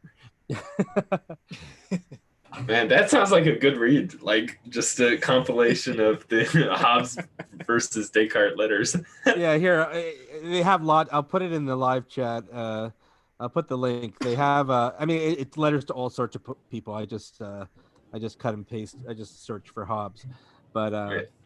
yeah, there's probably some real good sass in there too. But all right, so do we want to go into the Cogito or Ergo Sum, or do we want to go into Descartes' argument for the immateriality of rationality? Because I think both of those things are going to be sort of controversial, or not controversial, but at least be a little bit heated. And the other one that I think would be interesting to talk about is Descartes, or at least as Vervaeke presents it, as Descartes sort of, or the definition of sort of rationality that right. That what is he? Rationality is. All right, yeah, we can focus on that. So yeah, in order to be rational under Descartes' impressions or understanding of rationality, is you have to have. Oh gosh, I had it right here. Yeah, I gotta find my notes too. Rationality is caring about the truth on purpose according to normative standards and values. Rationality is caring about the truth on purpose according to normative standards and values. And then Vervaeke, notes, none of the machinery for this can be found in the scientific model of matter at that time. I mean, it's curious. I don't know. Like Vervaeke talked about IIT, integrated information theory, early on in the series. I'm surprised he didn't at least bring it up in this lecture, because it does present a different scientific model of matter.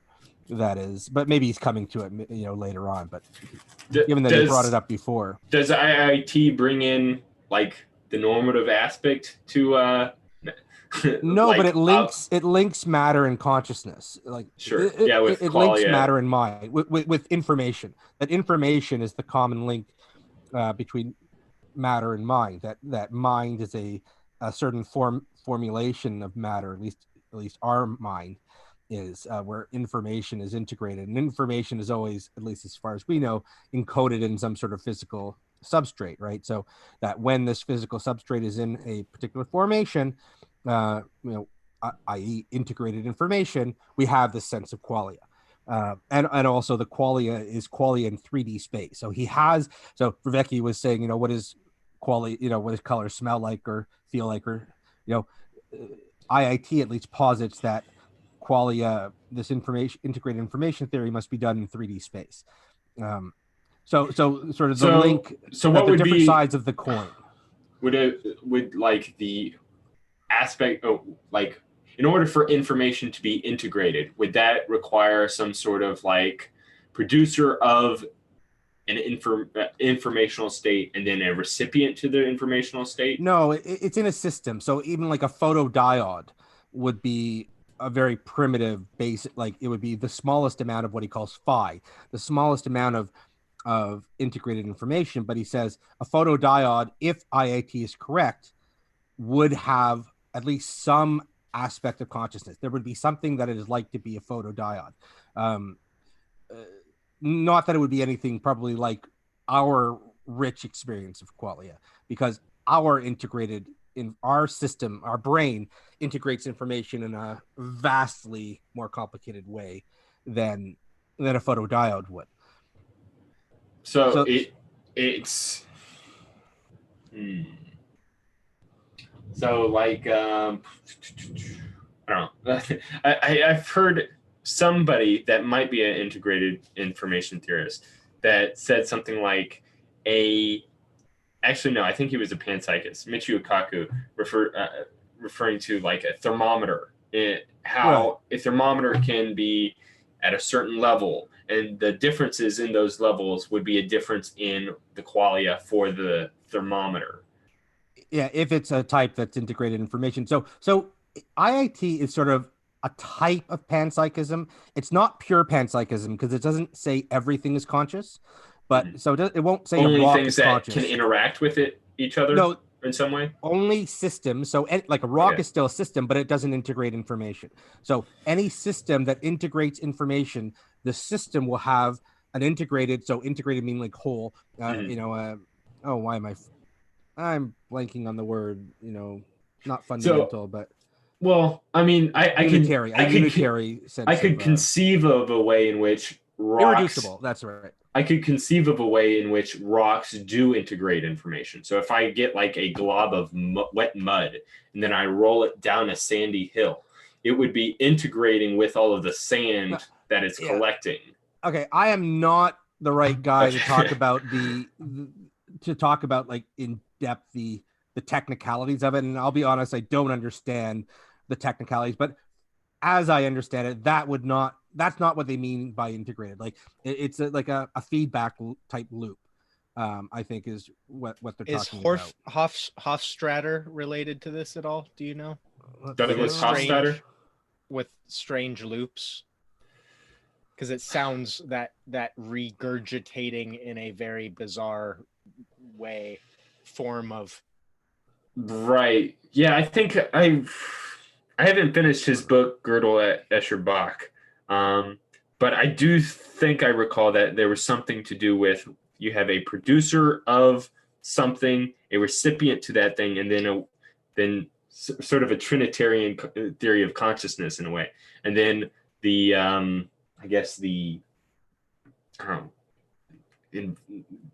something that can absorb that new thing that was produced and then change the very structure itself in some way. I'm not sure if it's connected to integrated information theory though. But I mean, the way in which, not familiar with, like even panpsychism still has certain problems to it where it's just it's putting forward there is this other component that is like, in order for, let's say, in order for an amoeba to produce a iterative behavior, it has to have some sort of basis of not intellect, but really some sort of subjective experience in some way to recognize a positive or a negative salience to that behavior. So it produces a behavior, and then maybe it doesn't receive food or something like that, and then it undergoes some sort of rudimentary hunger. Right. Something like that. And then from that, you can kind of build up from there. And within panpsychism, it's like that. It's still necessary, and it's not really an emergent property. I mean, it's emergent in the sense that like you can get more complex things from the rudimentary things, but it's not like this thing that didn't have any sort of subjective experience now suddenly does if you just organize it in a certain way. Anyway, that's kind of so. Descartes' kind of objection to Hobbes's materialism is that all of our understandings of matter will not be capable of actually producing the things that we regard as rationality. So, like Vervaeke actually brings up how you have certain materialistic figures like Sam Harris, who is a proponent for rationality and for thinking rationally about things, but which is sort of a Cartesian kind of position. But Sam Harris is a materialist who thinks that all mental activity can be defined down to the neurons interacting with each other that happens within the brain. But if you're actually understanding Descartes properly and what rationality is the rationality has components to it that, unless we're postulating some sort of panpsychism, it is unable to be attained through Hobbesian understanding of matter. Well, I mean, and this is the hard problem of consciousness. How does something like matter, I mean, I think, how does something like matter, which ostensibly doesn't have these properties, produce these properties? I mean, just saying emergent does. There are problems with that where you're saying just because it gets complicated, why would it develop this? Now, IIT's solution is that consciousness is a fundamental property, just like mass, velocity, and so on. It's just another property of matter. They're different sides of the same coin. It's not a separate thing from matter. That it's baked in with along but, with. But there's only certain types of matter that, or I guess with certain IIT, relationships of matter. Certain relationships of matter. And we're talking about physical information. We're not talking about like information in terms of like symbols on a page. We're talking about Does this not directly imply God?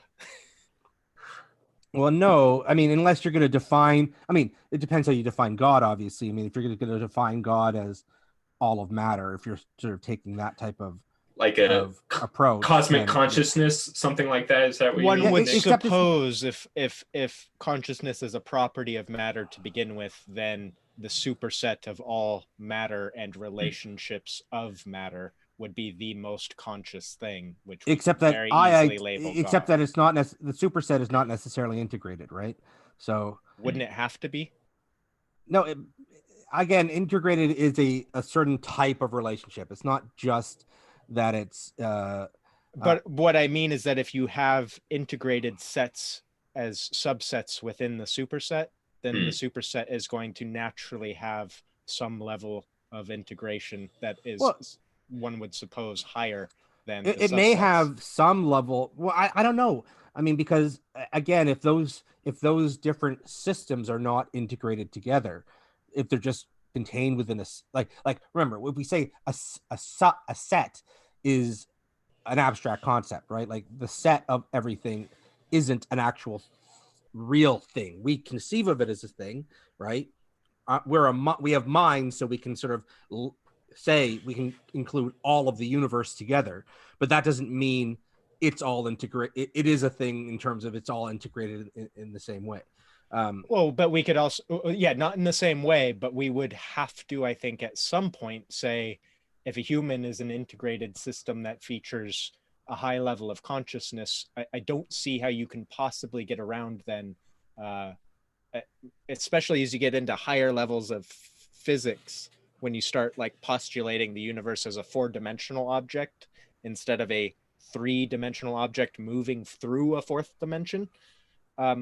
You would very necessarily then have to grant it a degree of consciousness that would be unprecedented inside of I don't 3 plus 1 I hear what you're saying. I'm unfortunately, when I read the technical stuff, it's just beyond me. So I sort of I'd have to look into it. When I read this stuff, I pick up the explanations, but it's really hard. Like, I don't understand the math. I don't understand. Like, there's lots of technical specifications in these. Like, they have a measurement for phi, which is what they call it, the integrated. Is there a certain figure that you'd recommend that is a proponent for IIT?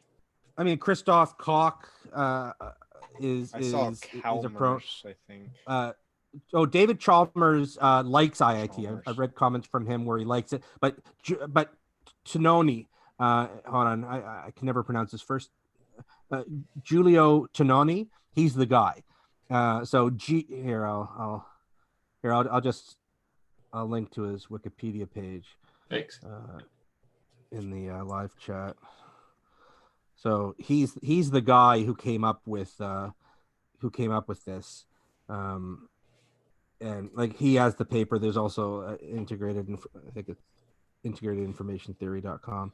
Like my position on IIT is not that I believe it true in the sense of like I'm convinced.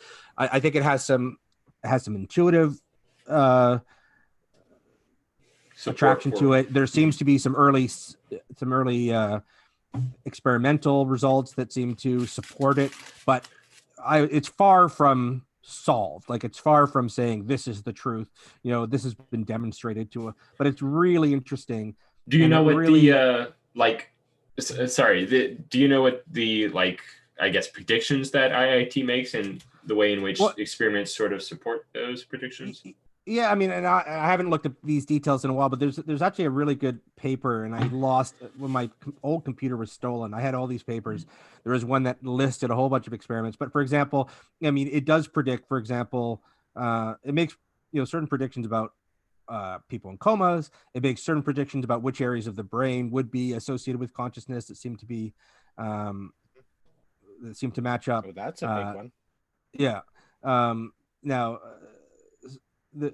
I every once in a while I've looked for this paper that had it was like 23 different areas where it was sort of experiments that were sort of consistent with it. A lot of the time when I see the stuff on coma patients or whatnot, I see that it's related to IT. I mean, I think even some of the experiments like with psilocybin and all that, it changes the integrated aspect, so it changes the qualia.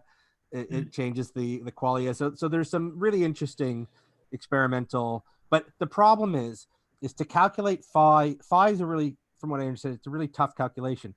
And I don't know, maybe when we have quantum computers or somewhat, but it's apparently we don't have the capacity to calculate phi of the human brain right now. So they're trying to calculate it in much smaller systems. But it's really hard to, from what I understand, at least now, to actually calculate phi for the human brain. It's just too complicated. But it's a really interesting area and sort of growing. And I have a Google alert that for IIT, and the things keep on coming out about it. So I try to keep a bird's eye view of it. Again, I wish I understood. I wish I had the background. Like maybe one point in my life, I'll really figure out how to read the technological. I'm telling you, like, if you just put yourself out there as like, I'm going to debate in as a proponent for IIT versus like, I don't know, dualism, then it really kind of puts you into a position of like, okay, I got to learn this, even if it's kind of very minimalistic understanding, just so that I can defend my positions. Well, maybe that's something I'll do sometime on my newly launched channel, YouTube channel. Right. Okay. Please like and subscribe. That's a Pleasure of Doubt. On YouTube. Yep. Okay. So I only have sort of an intro video up, but I'm in the middle of trying to schedule my first couple conversations and sort of in my head planning videos, but I really do have to sit down, and I'm a good procrastinator, so I've got to sit down and start preparing videos. Cool. So next week I'd like to get out something. All right. So everybody go subscribe to him so that'll be an extra bit of motivation for him. That's right. That's right. So okay, well, so back to rationality as I was saying, like I'm not a big fan of debating what is rational, because I think there's different ways to define it, and it seems like a waste where you're saying, okay, well, because I've said this is rational, therefore, okay, it's okay. I believe we should believe it. And I prefer sort of the skeptical approach, which is, is there sufficient reliable evidence to believe this? Not just, is it rational? Like rational to me seems like, there's a logical root to it. Like, for example, I think for God, I think it's plausible. I think, it's rational in the sense of, it's not ludicrous. I see how the arguments go, and you can get from A, B to C. I just don't think personally the evidence is strong enough to justify it. So I would say it's rational, but that to me doesn't just answer the question. Like it's not, I don't think it's ridiculous to believe it. I just don't think it's sufficiently justified. Well, I think that's kind of nested within what most people mean by rational, is that it has to be sufficiently justified in order to believe. But I think something. I mean, there can be differences in like what is considered a justifiable evidence for it or not, but it would still be rational, I think, under most definitions. like I lean guess like into I can see, Kierkegaard here, but yeah. yeah. Go ahead. No, go ahead. When it comes to things like God and religion, God, it's like, okay, yeah, you can make rational arguments, but by the time you get to Christ, any rational argument you made is now so far out the window Right. that it's no longer at all the point. I think rationality as a measure only works if you're operating within like a Platonic context where you've weighted rationality as God to begin with. And then you can operate from Well, you're this. talking sort of presuppositionally there. That's sort of what Seigart's not Seigart, Seitan Butengate, I think. Seitan, yeah, where you can't have to know anything or to believe anything rationally. You need to presuppose God, which I disagree with, of course. But Right. Plato didn't necessarily give it to God, but he basically turned rationality into God, which it has the same effect. You might not call it the same thing, but it has a similar effect. It's God without a personality. Well, I mean, the way I have a thought experiment where I say, for example, let's say let's say one of us here suddenly gets total amnesia and we just find ourselves standing in a hallway and we have no idea about anything. We have no memory of anything. We're just totally lost and confused. And we see a floor and we have no idea what is going to happen when we take a step. We just don't know. And so, well, we take a step and we realize we don't fall through the floor through the center of the earth. And then we take another step and we don't fall through the floor to the center of the earth. Now we keep on doing this, and each time we become more and more confident that we're not going to fall through the floor to the center of the earth. Now we can't know that on the next step we're not going to fall through the floor, but we're increasingly justified in our belief that in our next step we're probably not going to fall through the floor to the center of the earth. So that's, again, God has nothing to do with it. We don't even have a concept of God. Like we've never heard of God at this point because we've forgotten everything we know. All we know is these steps. We don't know anything else. And I think we can say this person is justified, having no concept of God, but justified in saying, if I take another step, I am not going to fall through the floor to the center of the earth. Yeah, kind of like babies or animals that would go through. They have some sort of system of rationality for themselves and how they go about things. I'm not making the argument that you need God to operate rationally or for rationality to be a reasonable strategy. I'm arguing that if one is going to elevate rationality as the fundamental, the root guiding principle of existence itself, of the entirety of the universe. So, right, if you're making an appeal to rationality as a form of ultimate argument, then rationality will take on the characteristic of God. I'm not talking about it in the pragmatic sense of X happened before, so X is likely to happen that way. I mean, I've had this discussion. I've presented this to Sai a few times, and I don't know. He's talking about it in the practical sense as well, and I'm hoping to convince him at some point, but really push it beyond, like keep the conversation going to really dig into it.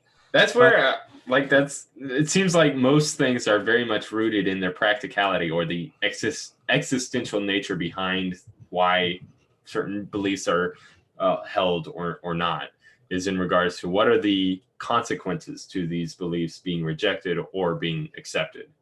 And that brings it back to Descartes. We just don't need certainty for most things. You know, like we don't. Certainty is not a reasonable standard, and it's probably impossible for most things. But as it's really interesting as a mental masturbation, so to speak. Like it's really fun to talk about. But the vast majority of things we do, we don't require certainty before we act. Well, I think we require absurdity to act. Well, I think like Descartes, especially in relation to Vervaeke's framing in regard of the meaning crisis, is certainty is the I guess resolution in a way to this existential angst that we might find ourselves within, where we have this agent arena uncertainty going on. And so when we can have some sort of sense of certainty just for, I guess, the agent themselves, I am a thing that thinks, then that can at least provide for us some sort of system in which we can understand the arena and then kind of build up from there. So, except if we can't have certainty about the arena, which we can't, I don't believe we can. We can only have certainty about that we exist and that we're conscious, and and how far then it leads to angst. And that's what he sort of said. Like his method leads to a lot of angst. If you're saying yes, certainty is so important, we need to do it, rather than it's interesting to think about what can we be certain of. Well, and I was gonna say, it seems like the solipsists in Greece kind of ruined Descartes' whole project a while before he came around. How so? Just with the absurdity of the inclination to presuppose one's own existence fundamentally, as the only knowable thing. Right. Well, except Descartes is we're not presupposing our existence. We're concluding our existence. I think, therefore I am. So that's more of a definition than it is a conclusion. Well, I mean, that's the short version, but the longer version is, in order for something to think, and John and I were discussing this beforehand, in order for something to think, it must exist. I am something that thinks, therefore I must exist. Yeah, see, the thing is, you're presupposing still I in there. So you're like, even a solipsist would agree, or no, even somebody like Nietzsche would agree with that first proposition. In order for something to, wait, how did you articulate? Or you could say, in order for something to have an experience, it must exist. I am something that has an experience, therefore I exist. No, you're still presupposing that you're a something that has an experience. It could be that you're just experiences, or there's not even a you there. But that would be the I. I am the thing that is having an experience. I am the experiencing thing. I am what you can define. You can't be. I can't be sure of any other properties about myself other than I have experiences. Well, yeah, but you're still saying that you're something there. Like if okay, let me see. I could point Hume's bundle theory of, like, I guess, experience is that, like, there's no aggregate I under any of this. It's just a series of experiences, following one after another. So, like, right now, I have a feeling of blackness and then a sudden sharp hit or a thump. Wait, I didn't catch that. Do that again. Oh. Just one more. Maybe with a heavier object. So and that's just a experience, and then you can think about all experiences as just being that, and that's not a component to me as a thing. It's just a, like, yeah, I understand what you're saying, but I don't think the focus is on the word thing. We have to have a language to talk about it, right? I am the experiencer. How about that? The experiencing. I am what is having the experience. Maybe. I mean, yeah, it still seems very much like a presupposition that you're taking. Are real locked in there. Yeah. Yeah. I mean, okay, so I'll read passage. The thing is while you're looking that up, like I have, like, we're saying I, meaning I am the subjective sense of self, call it the subjective sense of self that is having an experience of talking to you right now, of seeing you on a screen, of feeling the outside of my computer, that there is something, using the word thing as loosely as we can, there is something that is having this experience. Like, that's as far as we're going. We're not talking about matter. We're not talking about what it's made of. We're not talking about if I'm a body. It's just X is having an experience. Like, there is an experiencing thing. Is there a way in which we can imagine that without X? Like, there are just experiences that occur.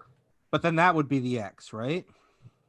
Well, certain experiences would be. So, like, the feeling of a thud under blackness is an X. And then there's also the X of me speaking right now. Those are two distinct things, and there's no whatever we call the experiencer subject, between those two. I mean, I still think, I mean, experiences have a subject, right? There is a perspective from which the experience is coming from. I'm having an experience from a perspective. I can see the outline of my glasses, so there's some subjective, whether I think what we're saying, I think we do maybe presuppose that it's not nothing, right? We're not saying nothing can have experiences. So if it's not nothing that is having experiences, it must be something that is having an experience. I mean, yeah, I'm not totally really convinced either by Nietzsche's or Hume's arguments against the Cogito ergo sum. I do. There is something there that is, I don't know, it rings true, but just. I want to at least articulate Nietzsche's point.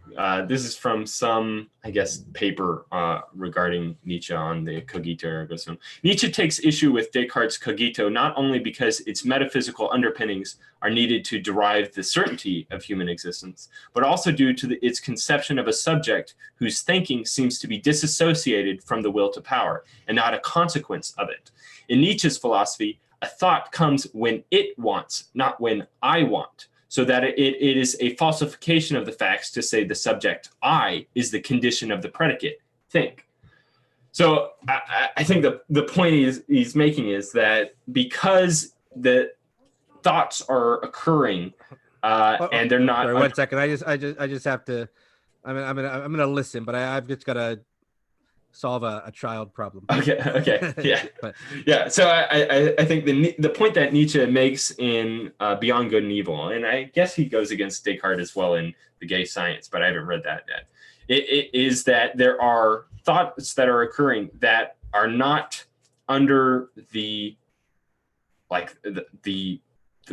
power of the will to, or the power of the I, the ego, to choose or to bring about. It's actually kind of like Sam Harris's argument against the ego as well, from his, and that's kind of the interesting thing. Like, we kind of take the Cartesian certainty for our own subjective existence as fundamental for a Western civilization, but I mean, all throughout the East, the conception of the ego is sort of, at least within Buddhism, as far as I understand it, illusory. And then it's just all of the other experiences are kind of illusions built off of that illusion. And it's not like it's not necessarily a accurate thing to say that, okay, all you have to do is go to this secluded room and kind of ponder this for a while, and you'll reach this definite conclusion. I think, therefore I am. Because you have other people like Sam Harris that undergo a great deal of meditation, and they reach the opposite conclusion. There is no I. There is no little Sam Harris there that's kind of pulling the levers. It's just a continual flow of information that only upon certain conditions does it express itself as an I. Under most of the time, you're kind of the blind machine that's following the course of actions. I think, what is it? But Heidegger. I think, no, he doesn't say there's no I. He says there's no self. So that we have a sense of self, but the self is not what we think it is. So it's, again, I think I think, therefore I am, we have to have the broadest sense of I possible. Like, I could be a collection of things. It could be a unitary thing. It's just not nothing. It's just not no thing. Well, how could you say it's a collection of things if there is no, like, well, if it's a system, subjective or if subjective receiver? If IIT is correct, then what I is a system of integrated information, right? But is it a system of integrated information across time, or is it a system of integration, a system of integrated information in specific present moments and discontinuous from other moments later on? No, I mean, you can. That would be a separate I. Right. I mean, I think you can break it down and decide how you want to categorize it. But I think for the purpose of Cogito, I don't think we need to do that. Like, again, like Sam Harris is just saying what Sam Harris is saying is our sense of who we are is probably wrong. Just like, so Descartes is not saying, I know what I am, that I am a human body, I am a self. Right. All he's saying is I am something that thinks, that has experiences. So he's not saying anything more than that in Cogito. We just can't read in. Now, the rest of those questions are interesting. They're just not Cogito, right? They're just not relevant to Cogito. They're just relevant, but I just can't be certain because I could be a brain in a vat, right? I could be something that's completely different, or I could be some consciousness floating out there. I could be God, right? I could be a whole bunch of different things. I could be fooled by my experience, but I can't be fooled that I am having an experience. I'm. That makes sense? Right. Yeah. I understand that it's so the I that is concluded from the syllogism that you kind of reformulated the Cogito pretty well, that like for something to think it must exist, I think, therefore I must exist. It is where was I going with that? Yeah, and I think we have to add is, and I can be certain of this. I can be certain that I exist.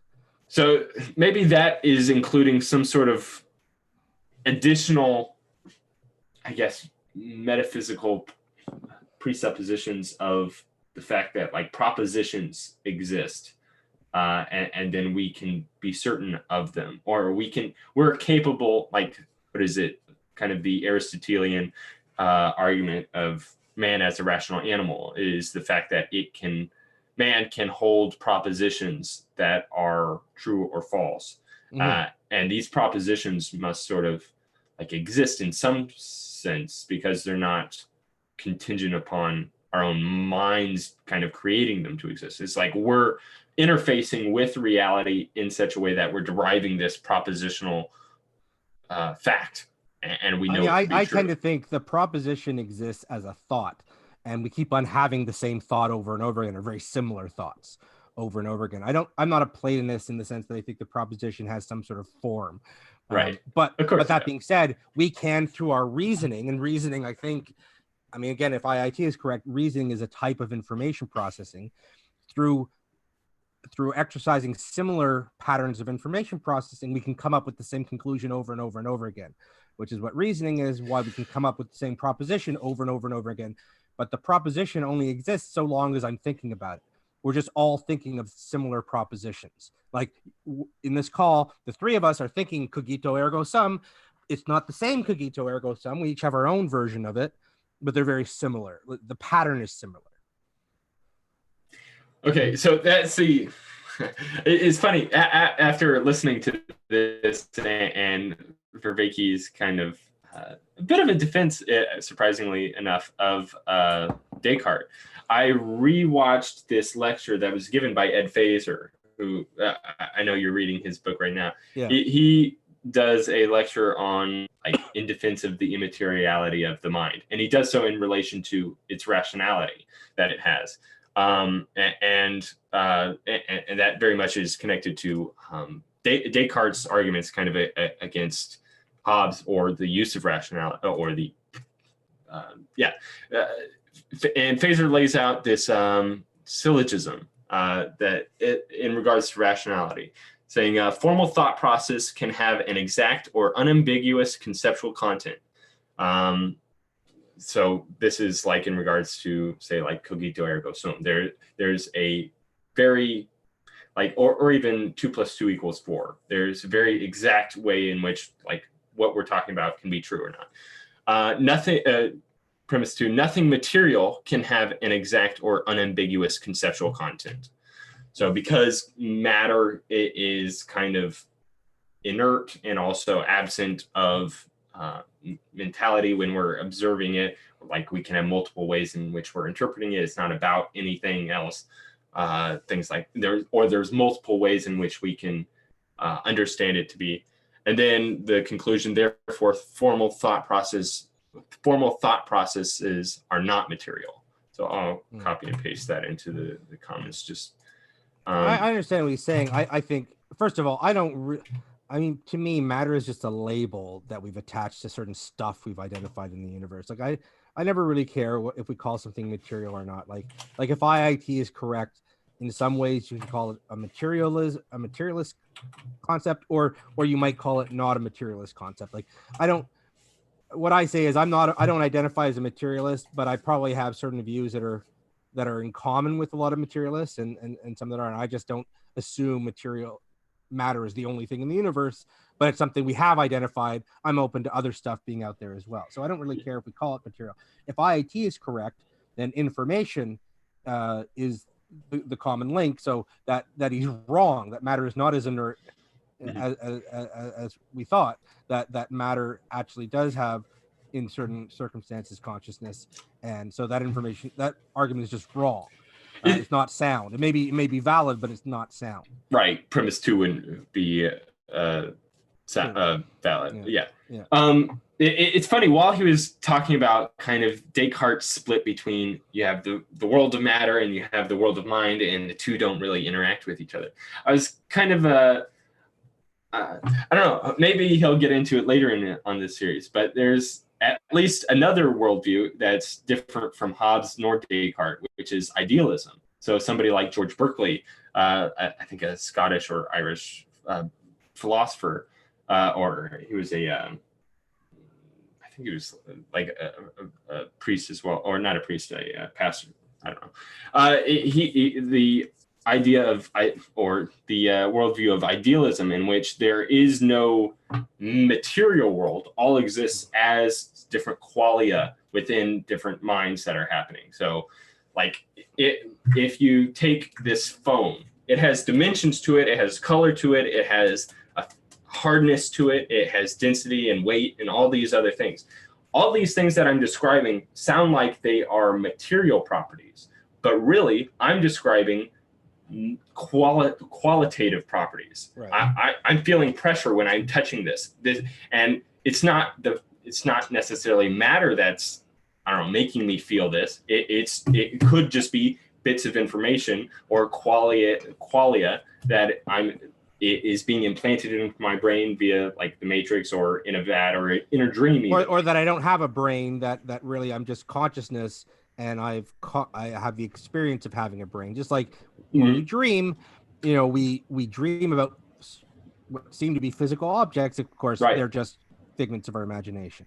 Right, exactly. Yeah. And so like within like that theory of like, actually I think that there's certain Eastern philosophies as well that kind of have their basis of their metaphysics in the great Dharma, or not Dharma, Brahma, that is experiencing reality, or we're all figments of a dream that they're having, where you don't really have to have this weird dichotomy between, you have the material world and then you have the mental world, because everything in which is the material world can be encapsulated perfectly within the mental world without having to lose anything at all.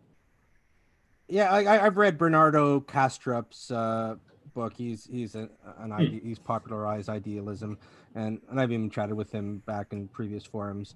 I think idealism is, it's logically possible. Like I don't discount it as a possibility. I think it really, idealists say, okay, they take sort of a Cogito type argument where they say the only thing we can be certain of is that we have consciousness. Therefore, let's assume consciousness is the basis of everything. Now, well, it's kind of like taking a radical skepticism towards all these unverifiable postulates, like for somebody like Berkeley going up against some sort of materialist. The materialist is postulating something that is beyond what I can experience. And that's the thing, like I can experience all these weights and measures and densities and colors to things. And then the materialist is kind of like proposing some further thing, which we have no evidence for. Yeah. So you could take an entirely evidentialist skeptic approach to sort of retain idealism. Yeah, no, I think like I think what we could say is, I think we could say, like, I see it as sort of just the opposite of materialism. And I don't think we should assume really either of them. I think there's, like, it's consistent with what we see, but I think there's a tremendous amount of evidence that there really is an external world that, like, it's similar to the arguments against solipsism, that solipsism is logically possible. You may all be figments of my imagination, but there's a lot of evidence that I can have to infer that you really do exist, and that I have I find it odd that when people say the only thing we can be certain of is mind or consciousness, and therefore everything is mind, but one of the prime characteristics of mind is how non-stable it is, that it's always changing, our experiences are always changing, that we're very poor at reliability. We're, and Object in order permanence. right. If we're using our own consciousness as the basis for assuming something like solipsism or idealism, but we're adding a property that we don't find in our mind, which is stability and object permanence. Yeah, that's and actually things happening outside of our experience. Like that's nothing like how we experience mind. So why would we assume that property of mind? Rather, we should probably infer there's something else out there that is stable, and we are interpreting it through our synapses and whatnot. So here's a disturbing side jump now, because it's just fun. But one of the main features that people report from DMT trips is object permanence. That you get from almost no other. Is what, that it goes away? Sorry, or that it's increased? Basically, that the visions a person has remain consistent when they look away and then look back at it. So the world they are experiencing on DMT is a consistent one. Yeah, I've heard different stories, like they'll interact with certain beings in the DMT realm, and these beings like remember their names, or they can like refer back to them and like, oh, do you know X or something like that? And then like, if you look away from the crazy mutilating geometric pattern or whatever the person happens to be seeing, right? And then you look back towards it, it's still doing the same Sure. thing. And then on the other hand, at least that's their memory of it, right? On the other hand, we have studies on DMT where they've hooked them up, and they've found that certain areas of the brain shut down and connections in other areas of the brain, primarily the visual cortex, are increased.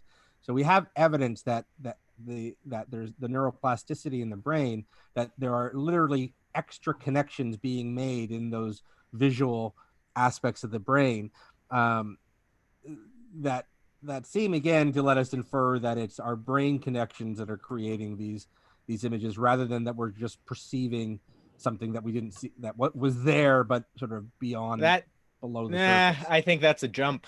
Because then you would also have, if you're going to make that argument, then you also have to make the argument that none of what a person ever sees is there, for the same reason, in that it's just brain firing off connections. So if you're responding to something that is there, you cannot tell the difference than from if you're responding to something that isn't. Hallucinations, like real hallucinations, from what I understand, the person really can't tell the difference between whether it's auditory or visual. They can't tell the difference unless they go out and try to touch it. And even then, I think sometimes their brain can convince them they're interacting with the person. Like our brain is and that's capable. why what I'm saying, I guess, is that we rely on inference from things like object permanence to give us a weight of reality. So what most would be interesting hallucinations do not have object permanence.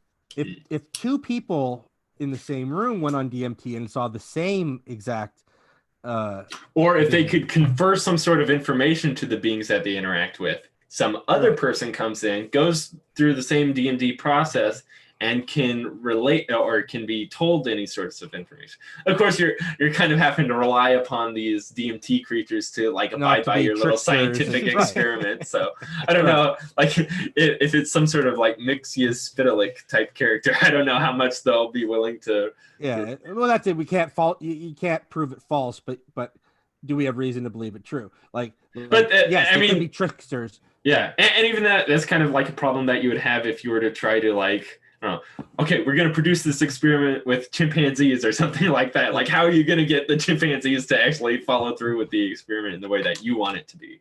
Yeah. Or even And just my other point here people in was general. not to my point was to equalize the playing field a little bit, which is to say you can have inferential markers of reality that Right. most would agree are hallucinations. Likewise, you can have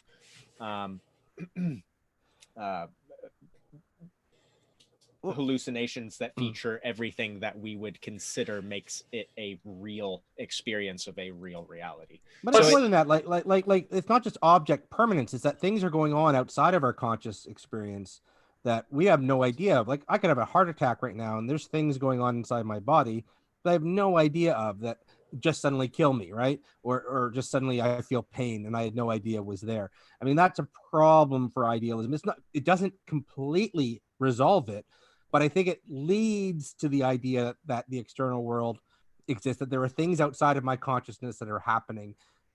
Sure. And that's kind of the same like way, like you brought up how the lack of object permanence when dreaming. That's sort of my argument against solipsism, is that like I've had the experience of living within a reality which was entirely based within my own consciousness. And that's when dreaming, especially like if you have a lucid dream or something like that, you can have like, as soon as you think about a certain thing, like a person, then that person will suddenly appear in the dream and you'll just carry on regularly. And like, so if that is a basis in which I like, in which solipsism is true, where I exist within the experiential world that is based upon my own consciousness, then the fact that our world does not follow in that fashion, where I can have a picture of somebody in my head and then reality doesn't correspond with that picture that I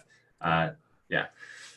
Another disturbing part, within a dream, it's very often reported people will find bits of information that were unavailable to them before the process of the dream. Yeah, but conveniently, they often forget it when they wake up, and they do often forget it, but sometimes they don't, and that's also one of the weird ones.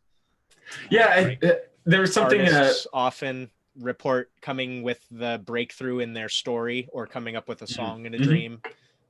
Yeah, like a lot of people like having different kind of eureka moments from the dreams. There's Jordan Peterson, he relates this test I think they did on rats where they would put them through a maze and then they would have the rats will go through a dreaming process where they're kind of like dreaming about the maze. I don't know how they knew that exactly, but then they were able to go through the maze faster than they had if they hadn't done through the dreaming thing. And there's something that we're consolidating information in our right. brain. Yeah, he relates that to like Jung and Freud's kind of deep kind of articulate understanding of what it is to even dream. Like, why do we dream? What is the purpose of dreaming? Is to sort of like go through these things, and that's kind of the thing. Like, if you have some sort of deep problem that you're kind of undergoing, and then late at night you'll be kind of running that through your head, and then maybe by or the even time you not, wake up, and suddenly you have an insight, and you weren't thinking of it a second ago, but suddenly you have an insight. Yeah, that's kind of the thing. Like if you go into a shower, since you're no longer focusing on anything at all, it kind of lets it, percolate in your head. Yeah. Well, I mean, I've had experiences in dreams where I couldn't remember it. Like, I can still remember this dream. I can remember somehow being a stand-up comic and going on stage and doing an entire comedy routine. And it was funny. Like, I remember laughing in the dream, but like when I woke up, I can't remember a joke, but I have a very strong memory of being on stage and doing a full routine. Like I wrote in my sleep an entire comedy routine, and it wasn't like I wasn't stuttering, I wasn't figuring out as I went along. It was like bam, bam, bam, and I was saying jokes that I didn't know these jokes before. It is incredible what you can do. Yeah, but it's kind of funny because like even the experience of like comedy of like, oh, that was super funny is also sort of illusory, that are just kind of there in order to fit the story. Because like that's the thing, you might like wake up from the middle of a dream and then like, oh, I have this brilliant insight and I'm gonna write it down. And then the next morning you'll look at your piece of paper and like, what work hard, don't not work hard. That doesn't make any sense. Yeah, so I'm gonna have to go in a few minutes. Yeah. We should wrap it up. But yeah, this was good. Kind of going over it. This was especially helpful in understanding sort of Descartes' relation to the Protestant Revolution. I think that was quite astute. Yeah, and again, I find it really interesting the dichotomy that if we want to sort of blame, I don't really care much about blame, but if we want to blame anyone, it's not like just the theists or the atheists or the secularists and the, you know, the lay and the whatever, the laity or whatever it is called. Mm-hmm. We've all sort of contributed to this meaning crisis. You can't just blame I think it kind of fits. Yeah. Yeah, no, it does fit. Like, it kind of fits with Nick's point from earlier. Yeah, how we typically think about things in regards to sort of an ideological lens, where there are singular causes and singular effects. In fact, there are multiple causes without clear effects until even later. Or like the world is more mythological than it is ideological. Yeah, that's something that much to our discomfort. Yeah. Yeah. Well, and I think it more in terms of the us versus them, that every side likes to blame the other, but really we have much more in common in our pros and much more in common in our cons than we like to think. And it's easy to just sort of blame the secularization of society, but it goes beyond. It goes beyond that we've all sort of contributed to this, and maybe we've all got to try to get it back. And that's what Vervaake's trying to do. I just want to draw attention to the last line, which is great, where you can guess where he's starting to go into, where he's said we've tried secular or pseudo-religious alternatives and they drenched the world in blood. Yeah. So I think the anyways, really like here, that. let me try my pseudo. No, exactly. Yeah, exactly. It's not really a hard, an optimistic. Those guys, they kill a lot of people. My religion. Yeah, this will be the one that works. Don't worry about it, guys. Yeah. Don't worry. Yeah. We haven't really tried secular religion. Yeah. All right. This is great. Yeah, and I guess we're getting into romanticism, the romantic period, and I'm guessing we're getting into the 20th. We're getting closer to the 20th century in modern times in his lecture series. I'm getting the sense he's winding down his summary of how we got here, and then he's going to move on to, I guess, his vision of the future. Nick's seen ahead, so he's got more. He's got. Yeah, he ties a lot of historical context in, regardless. From what I've seen, so yeah, there'll be plenty to dig at for long. This is great. It was a really, really great talk, and it was. Yeah. I'll pat ourselves on the back. That's right. So, all right. Because on my YouTube page, I'm not seeing how to turn off the stream.